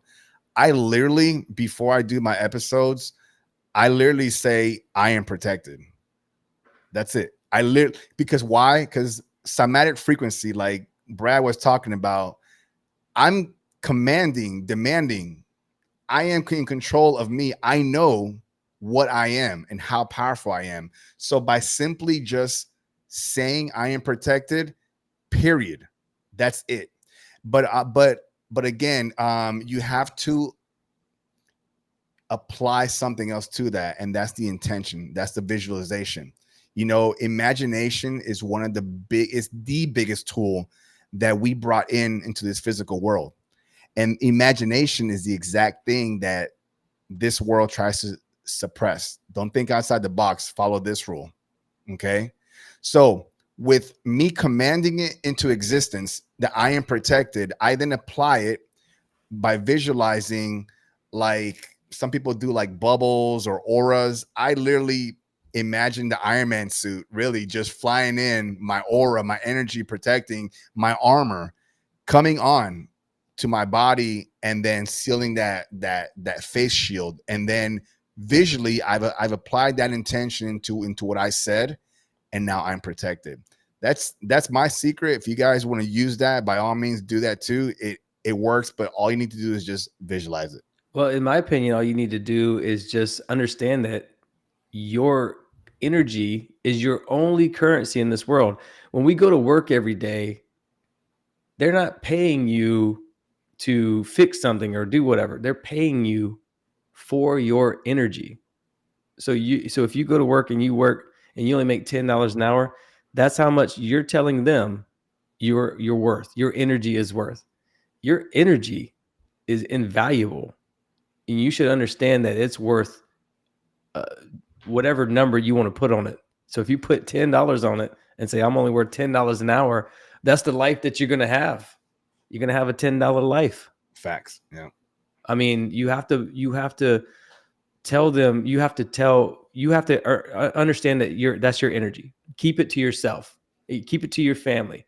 Share the message of Christ with others, or whatever, share love and light with others. But keep that energy to yourself, in terms of, don't just give it out freely. That's how I see it. And by the way, you mentioned the cymatics. There's a book called Word Magic. I had to look up who wrote it, because I read it. It's a guy named Pao Chang, and it's called Word Magic: The Powers and Occult Definitions of Words. And when you learn that there are occultists, and these are the people who are worshiping these dark entities, like I said earlier, there are occultists who use language. So you know what homophone is, right? A homophone is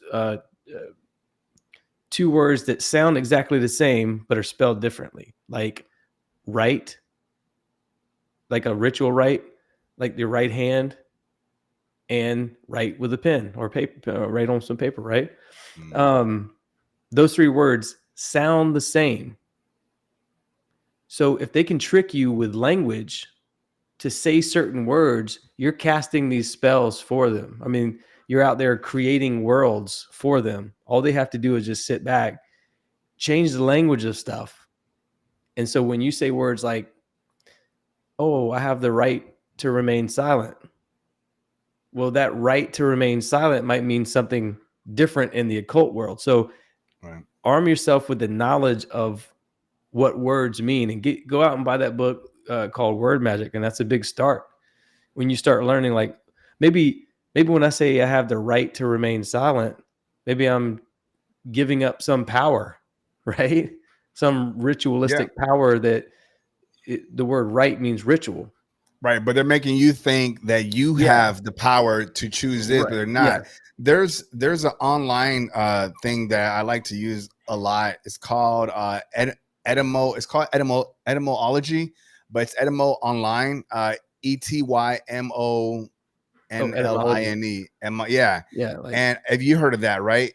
It's basically for those of you that haven't heard of it, it's basically a dictionary that breaks down the meanings of words going back to the original as far as it's been recorded. And you'd be surprised. You'll just type in any word and then follow it back. It got changed from here to here to here, and the meaning of it. And you'd be like, wow, it went from meaning this to this. Learn something from that. Like one of the fun ones that a lot of folks know is abracadabra. Abracadabra, we know today that it's just like a magic trick, phrase. But in reality, the original source translation of that, and I hope I don't butcher it too much, but is I create as I speak it. That's what it means. I create as I speak it. And but if, like I said earlier, it's one thing to say something into existence, but then you have to apply the intention behind it. So if they take away the meaning, the intention, the thought, the energy from the word becomes powerless. Powerless, folks.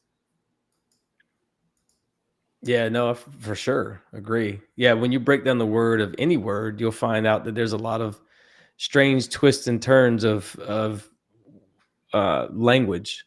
I don't think that we used to speak the way we speak. I think that we are telepathic beings, that we could communicate telepathically, but we unfortunately don't remember how to do that. So we're doing this with words. Our voices, our words used to just sound as, when God created the universe, he spoke everything into existence. So when you speak, you're creating everything.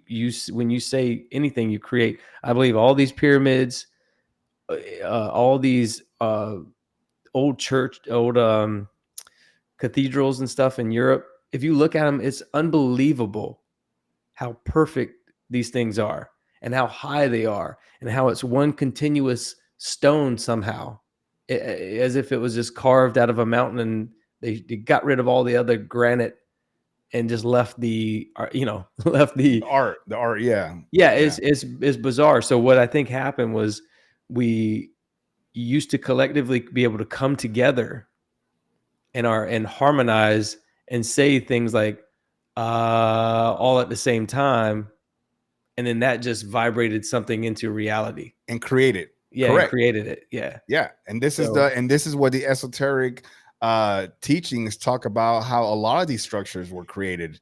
There wasn't 200 men pulling a freaking big solid rock that came from where up a mountain. I mean, guys, if you guys look at at the written history, do you know how they say, do you know what tools they say that the Egyptians used to carve out these stones?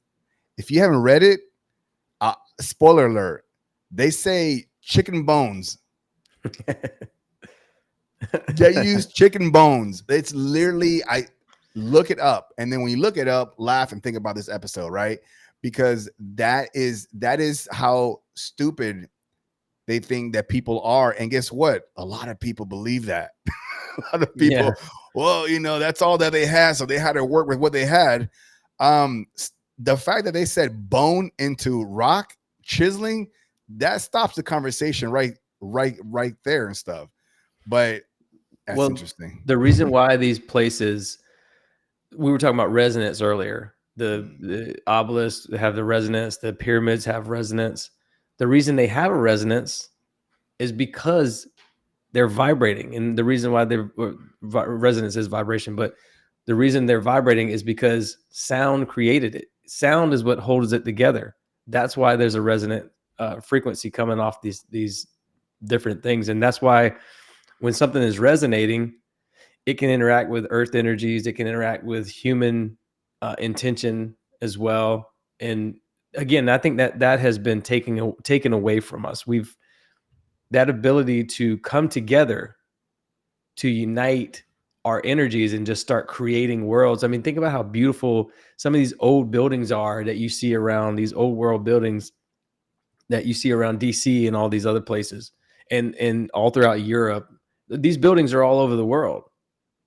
And they're just immaculate. And they look like they were built to complement their surroundings. They were built to complement the landscape.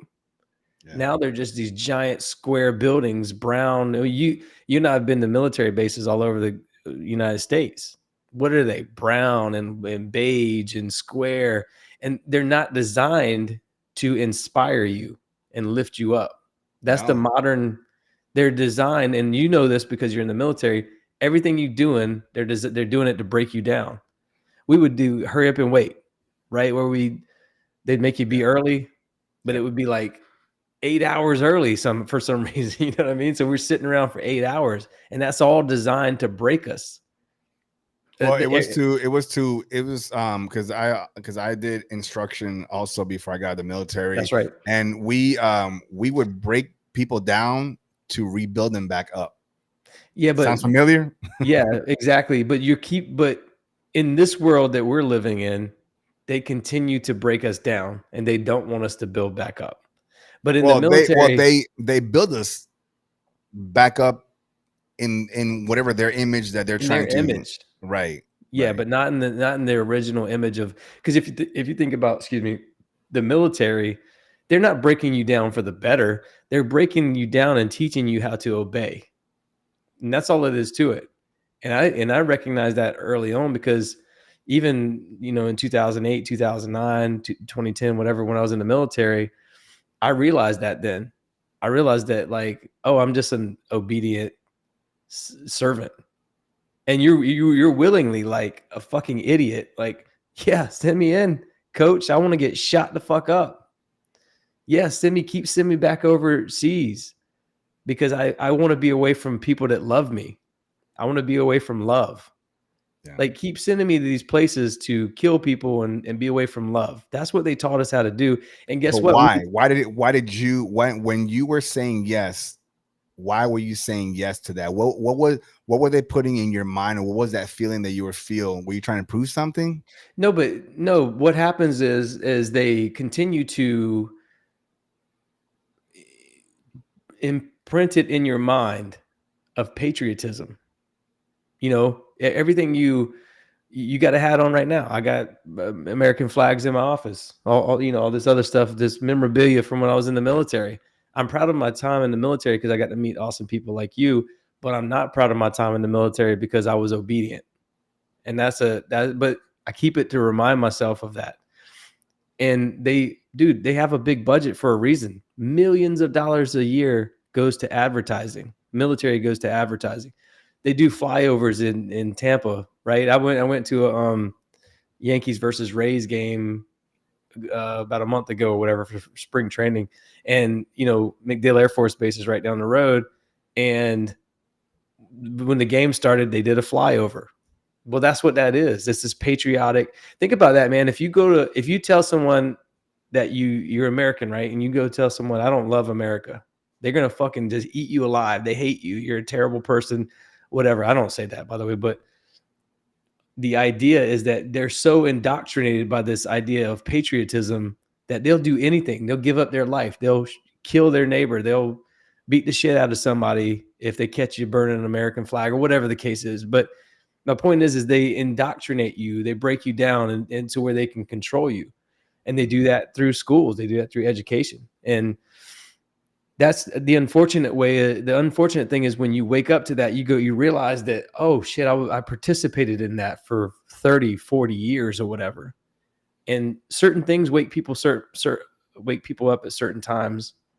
But I realized a long time ago that I'm a free person. And when I was in the military, I hated it because I hated following orders. I would pick up my camera. I was a photographer in the Air Force, and I would pick up my camera, and I got yelled at one day by a staff sergeant. He was like, you need to do this and you need to do that. And I got so mad that I grabbed my camera and I just left the office. And I was like, I'm going to show you something. And I left and I drove around the base and I got a bunch of photos, really cool photos of people doing cool stuff. And I brought him back and I showed him the photos, and he was like, damn, dude. He was like, all right, go do whatever the hell you want. And that's how I lived the rest of my Air Force career, was doing whatever I wanted to do, because I showed him that I don't have to wait for something to happen. I can go out and make it happen, right? I don't have to just sit around like a good boy and wait for the orders to go do what I needed to do. I would go make stuff happen. And honest to God, man, that's how I did all throughout my career. And I was fortunate enough to get people, staff sergeants and captains and colonels and even generals who let me have that freedom to do what I want. They recognize that I am better off just leave me alone and let me do my thing than to bark orders at me. And as I'm sitting here saying this to you, I'm realizing that that's my son. You know what I mean? Like, I'm talking about my son right now. That's me. Like, he's a little mini me is what it is. And I need to be better about letting him express himself and do him, right? So, but again, man, they break us down to keep us in this state of fear and panic and all this other stuff. And when you break free of that, I don't care if I never make another dollar. I really don't. I'm free. Nobody controls me. Nobody tells me when to get off work or not to go. Like, I can take my son to the doctor, or I can go on family vacations anytime I want. I answer to no one except God. He's the only one I answer to. But I answer to no one in this physical world. And I can do whatever the fuck I want. And I love it. And there's no greater feeling than freedom when you can be your authentic self and express yourself in whatever way that feels natural to you. Yeah, man. Yeah. And I don't say like amen, but for you, amen. Dude, listen to this. I just looked it up a while ago because I wanted to. Amen means so be it. We're talking about the etymology of words. Amen. Oh, okay, so be it. So be it. Yeah. See. So my through my research, so it's pronounced Amen. All right, and it came from Amun Ra. So when and again, this is because Brad reads certain research. I read esoteric stuff, so I'm just talking about from the esoteric knowledge, right? So Amen from Amun Ra, he was the sun god. So when everybody would pray, they would pray up because the sun was up there. That's why everybody's praying. Everybody's always looking up and everything.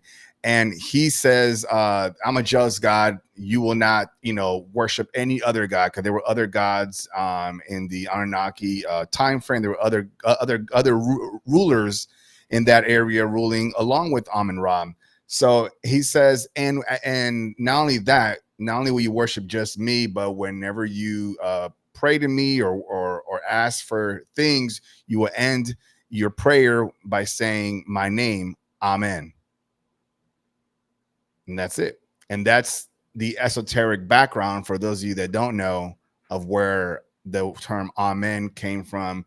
And again, not saying that what Brad said was wrong or what anybody else says and everything. Just again, we're just having a conversation and we're sharing information. But that's once I had that understanding, I was like, well, I don't know Amun Ra. I don't care about Amun Ra. And I'm going with that because it's ancient knowledge. It's ancient text. Like it was written there. If I'm told to follow what's in the Bible, that's fine if that's all that I know. But if I find out that there's something else that's older than that, I'm gonna go with that. So that's what that says. So there's that.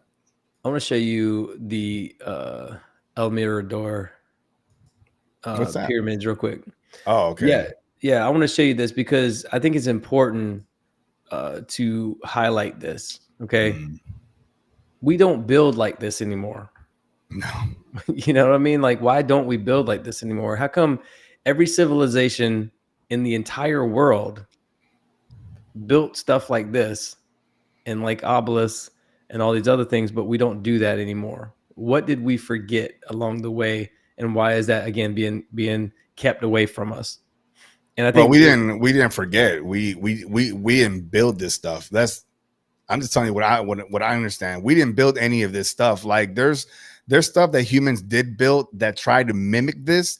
But if you notice, if you compare the pyramids or structures that man tried to mimic and build in those times, they try to mimic this stuff, and this stuff stands the test of time. While you notice that the placement, like if you look at stuff like this, like you're showing here on the screen, the way they slide into each rock, every groove, it is precise, perfect, and it lasts forever.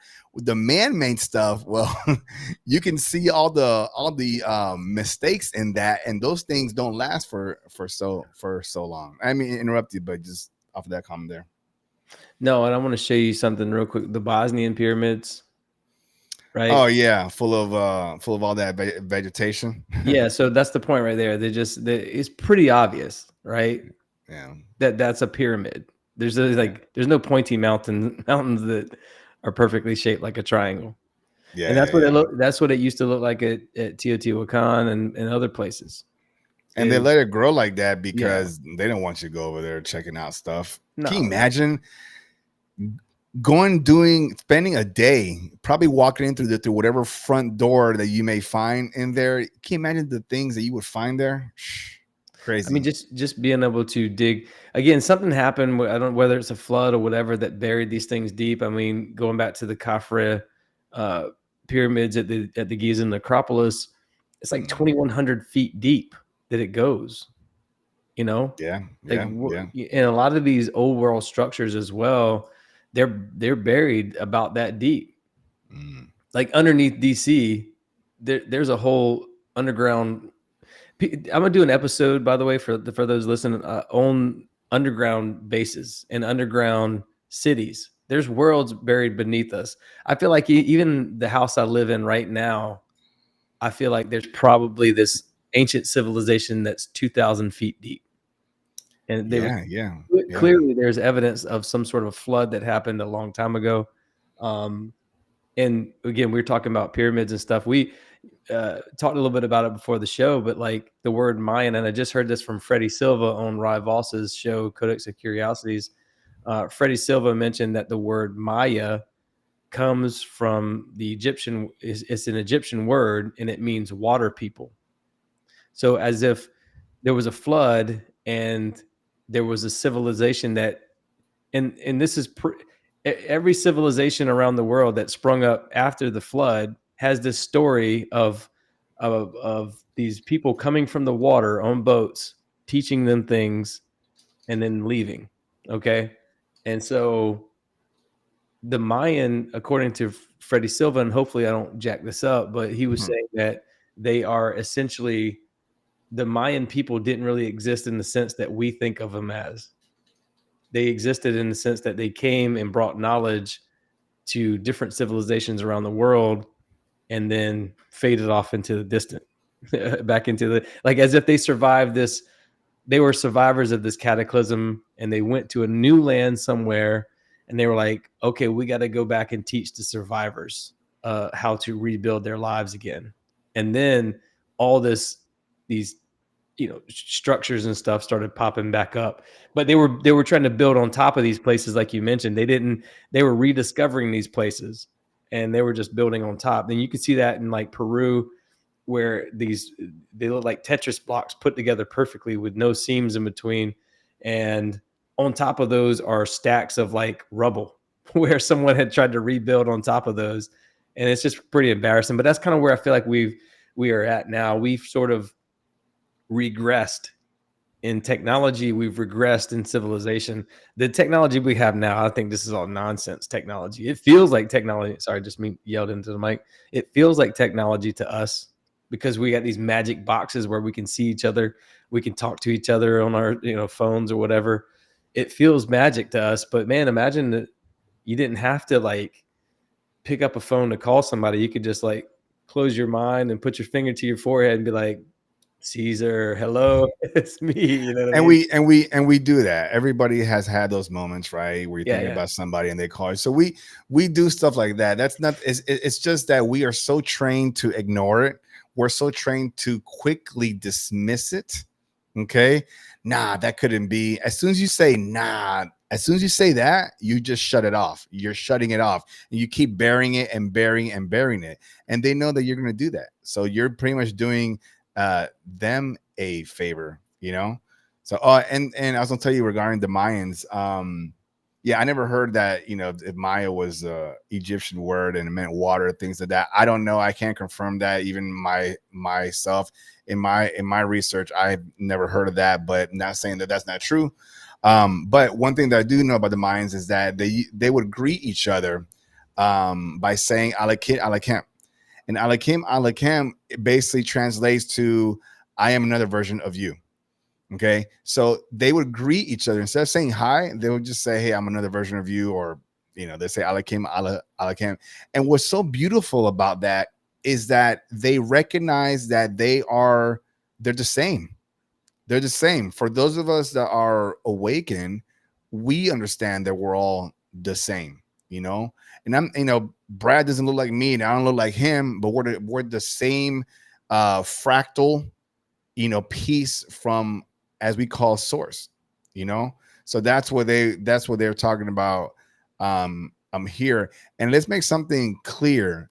The Mayans didn't build much of anything. Not saying that they're stupid or anything like that. They're, Teotihuacan and things like that. They found it. Okay. They were in one place, they were traveling, and they found these pyramids or temples, and they kept on building on top of it. So a lot of these Mayan temples, and this is also in historical museums. You guys can look all that stuff too.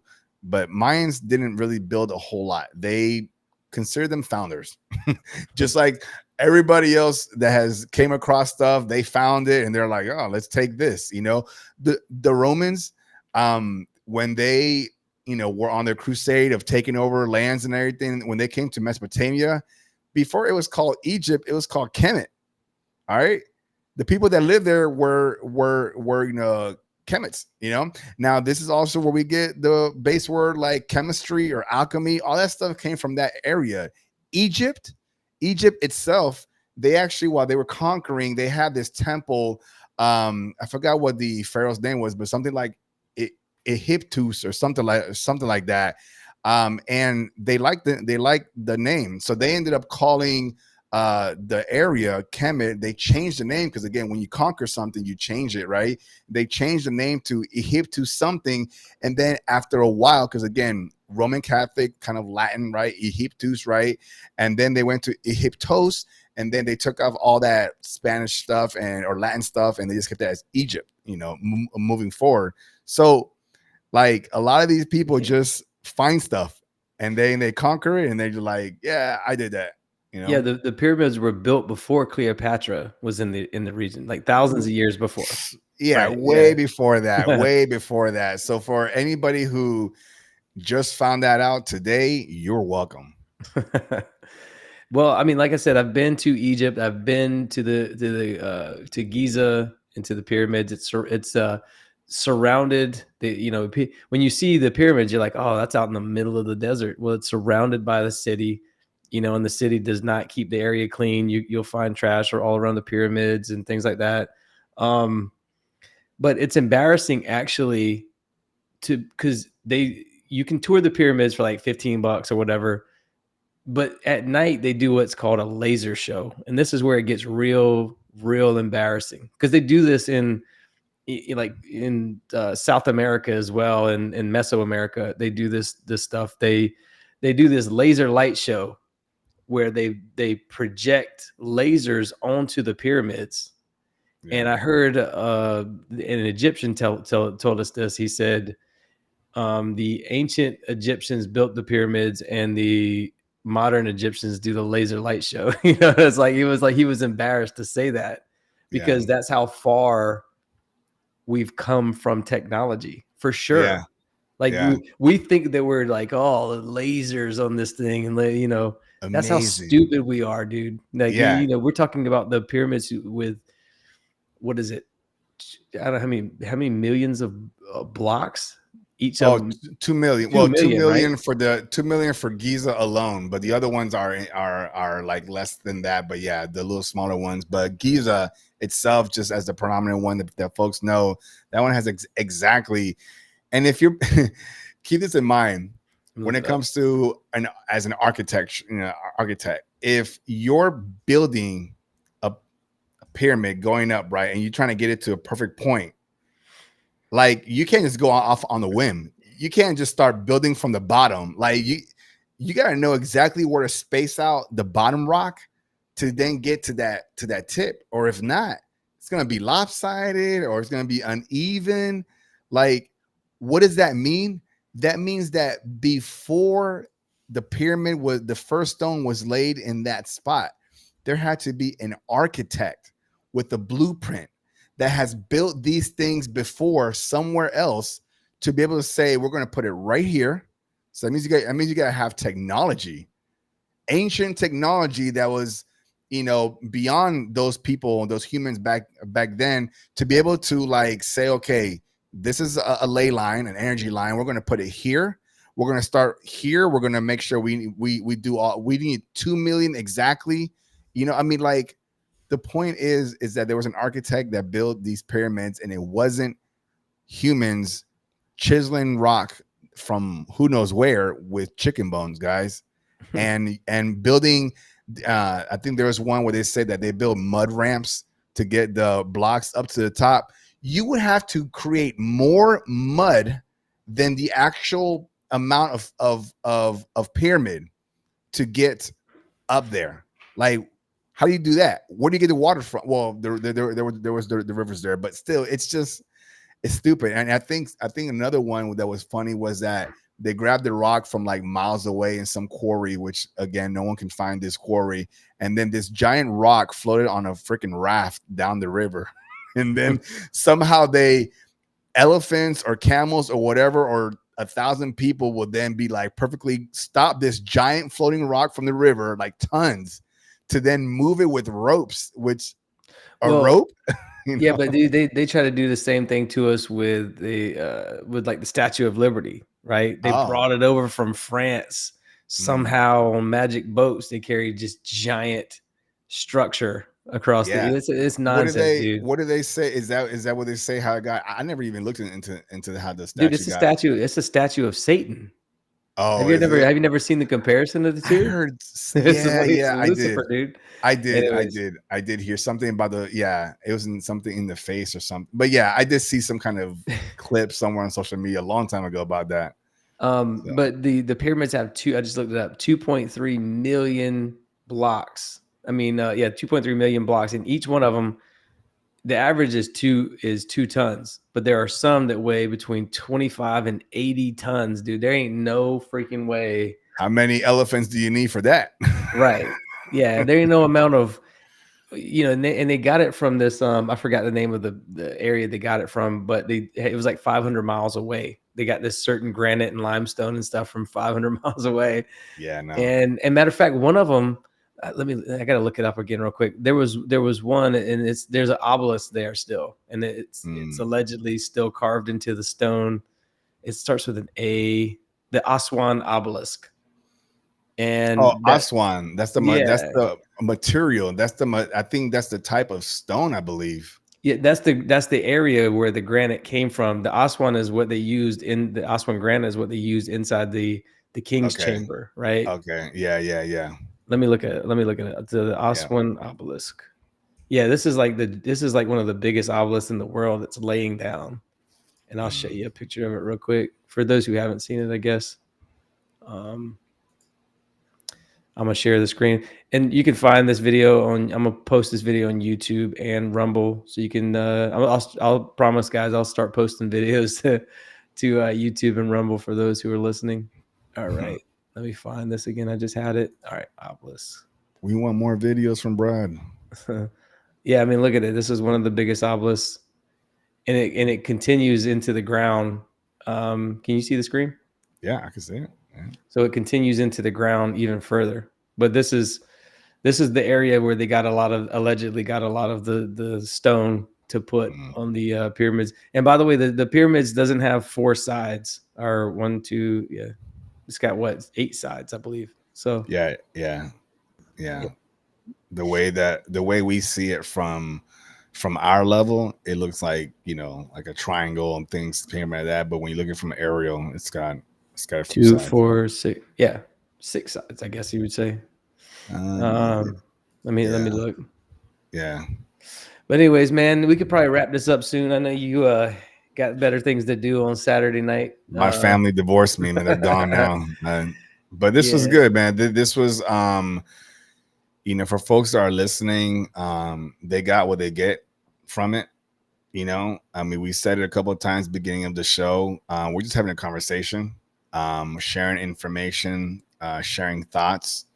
And I think a lot of podcasts, I encourage a lot of different podcasts with different views on spirituality, to also collaborate and talk to each other. The stuff that I research is a little bit different than how Brad researched, but we're still able to have the same conversation. We're just sharing our information, and he picks a little bit from what I'm saying. I'm picking some stuff from what he's saying, and that's how we should do it. So if other podcasters are listening to this and aren't doing this and talking to other folks, start doing it. It's good. It's good for the collective consciousness. Well, we're talking about the same things, and again, it's just the language that's changed, that's muddied the waters. It's the word magic, like I mentioned earlier, that's changed it's changed the name of everything. You just mentioned the different names of Egypt and all these other things, right? Over time, they just changed names. The stories still remain, the oral traditions remain, but those the names of certain things change, you were talking about a while back about fumbling words, and how a lot of us talk and we just kind of fumble our words. Isn't speaking such a crude way of communicating, if you think about it? Yeah. Because like you said earlier, if we could just telepathically, just mind to mind communication, I mean, we're the weird ones. We're the only species on this planet that has to talk to understand what the other person is trying to say. To collectively work together, we have to communicate verbally. How much effort and energy does it take for us to use the muscles in our tongues, in our faces, to think the thought of the right words, to the inflections and what we're saying and the tones? Are we too loud? Are we too whispering? The emotions, that intention that goes behind those words. That is a lot to think about and to do, to just say hello in the most nicest way possible. So I think it is such for people, for us podcasters and people doing speeches. Yeah, in the physical sense, we're it's not big, it's not a big deal. But every animal, insect that exists, anything outside of human, that if they were forced to talk, that would suck. Have you ever heard the? I know we're wrapping it up still, but have you ever heard the God's cricket chorus, like where it's like slowed down the cricket noises? It sounds like angels singing or something like that. Nah. Let me play it for you. Yeah, let me play it for you. Do it. I don't know if this sound is on. God's Hold on, give me 1 second. For those listening, I'm sorry, I'm fumbling around with technologies here. God's cricket chorus. Here we go. Share it. Let me turn it up. Can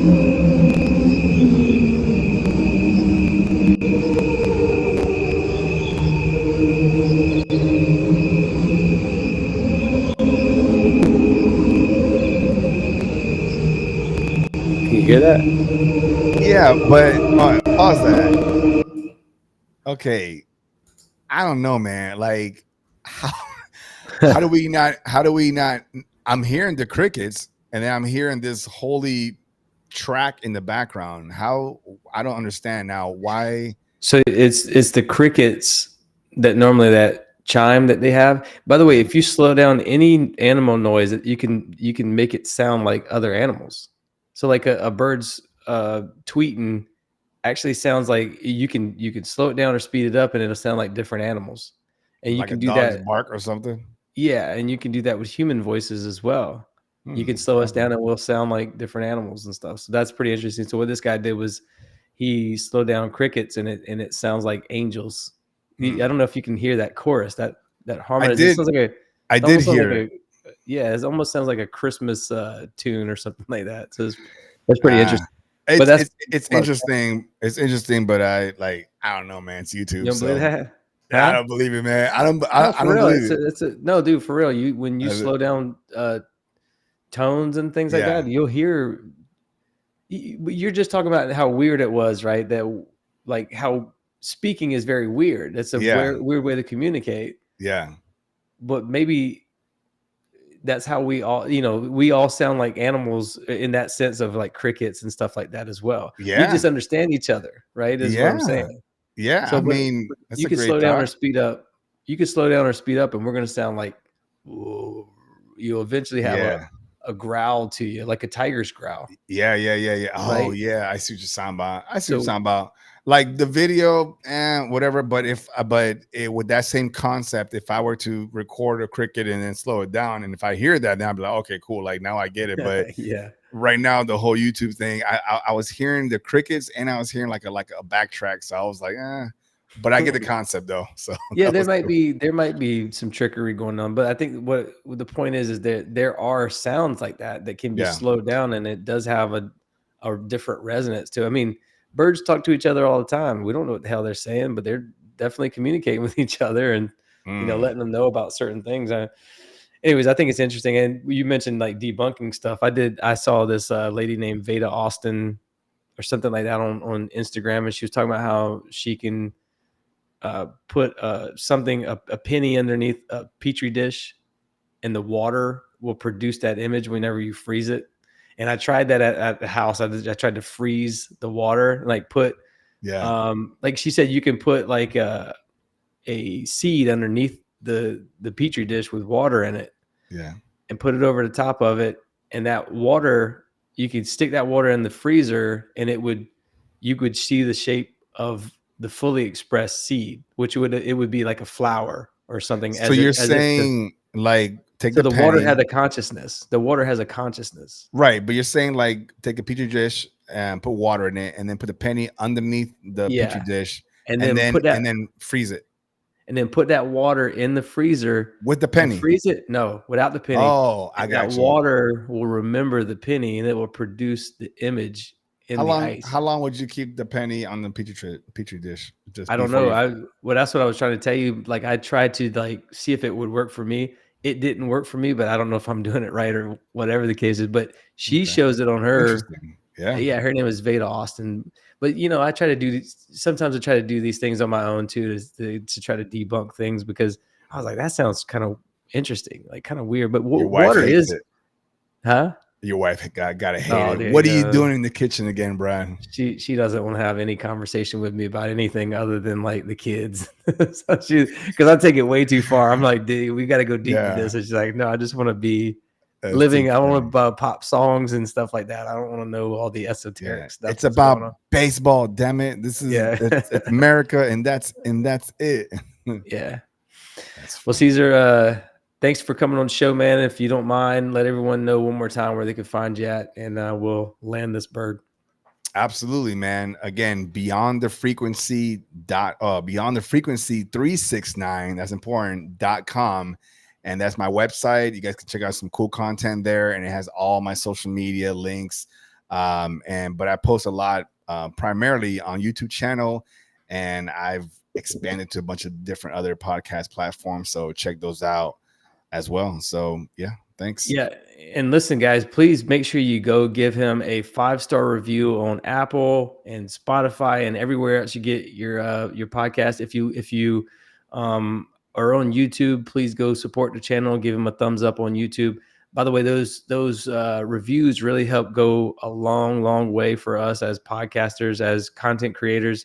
They what happens is when you give a thumbs up or give a review or comment on something, you're telling the algorithm, I want to see more of this content. And so the algorithm starts thinking, oh, okay, well, maybe other people will want to see this too. And so they'll start putting Caesar's content and my content as well, if you want to do that, in front of, thousands more potential listeners or viewers. And so when I tell you that reviews matter, they mean like the world actually to people who do content creation, because that's how we continue to book guests. That's how we continue to, people will come to our channels, or they'll go to a place like Listen Notes, and they'll look up to see if there's a Listen Note score on a podcaster. So the more reviews you get, the better the Listen Note score goes up, and the better guests we continue to have on the show. So you don't have to support the show financially. You don't have to support the show in any other way other than just take a couple of moments. It's going to ask you to listen to a few episodes before you give a review, but just hit the fast forward button a couple of times, and it will unlock the ability to give Caesar a 5-star review. And we're trying to get, I'd like to get some more reviews on my show. But let's try to get Caesar at 50 to 100 reviews, because he's got an amazing show and he talks to some really amazing guests. So please do me a favor and go over to his show right now. Don't forget, right now. And right now, hit the 5-star button. Thanks, Brad. I appreciate that, man. All right, buddy. We'll see you next time. All right. Peace.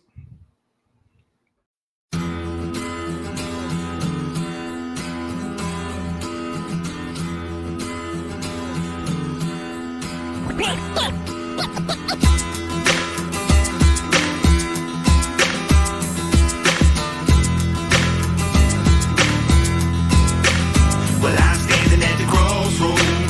I don't know where to go. I'm losing control. Trying not to sell my soul. I'm standing at the crossroads. I don't know where to go. I'm losing control. Trying not to sell my soul. Can you point me in the right direction? God send me your blessing. I'm so tired of stressing. This music's turned to obsession. I got a long way to go to ease my pain. My clothes soaking wet, makes me sweat and the rain. Going half insane. Wishing I could change all my mistakes, but y'all be half gone if all y'all had seen the things that I saw. Hallucinating from the alcohol, hoping I can stop my own fall. Gotta stand tall, overcome the sin. Walking down the dirt road, singing church hymns. Oh dear Lord, oh dear Lord. Well, I'm standing at the crossroads. I don't know where to go. I'm losing control. Trying not to sell my soul. I'm standing at the crossroads. I don't know where to go. I'm losing control. Trying not to sell my soul. I'm sitting back thinking about the memories. Now I don't know who's a friend to me. These people act like they can to me. Well, that's still a mystery. Devil wants me to lose my religion.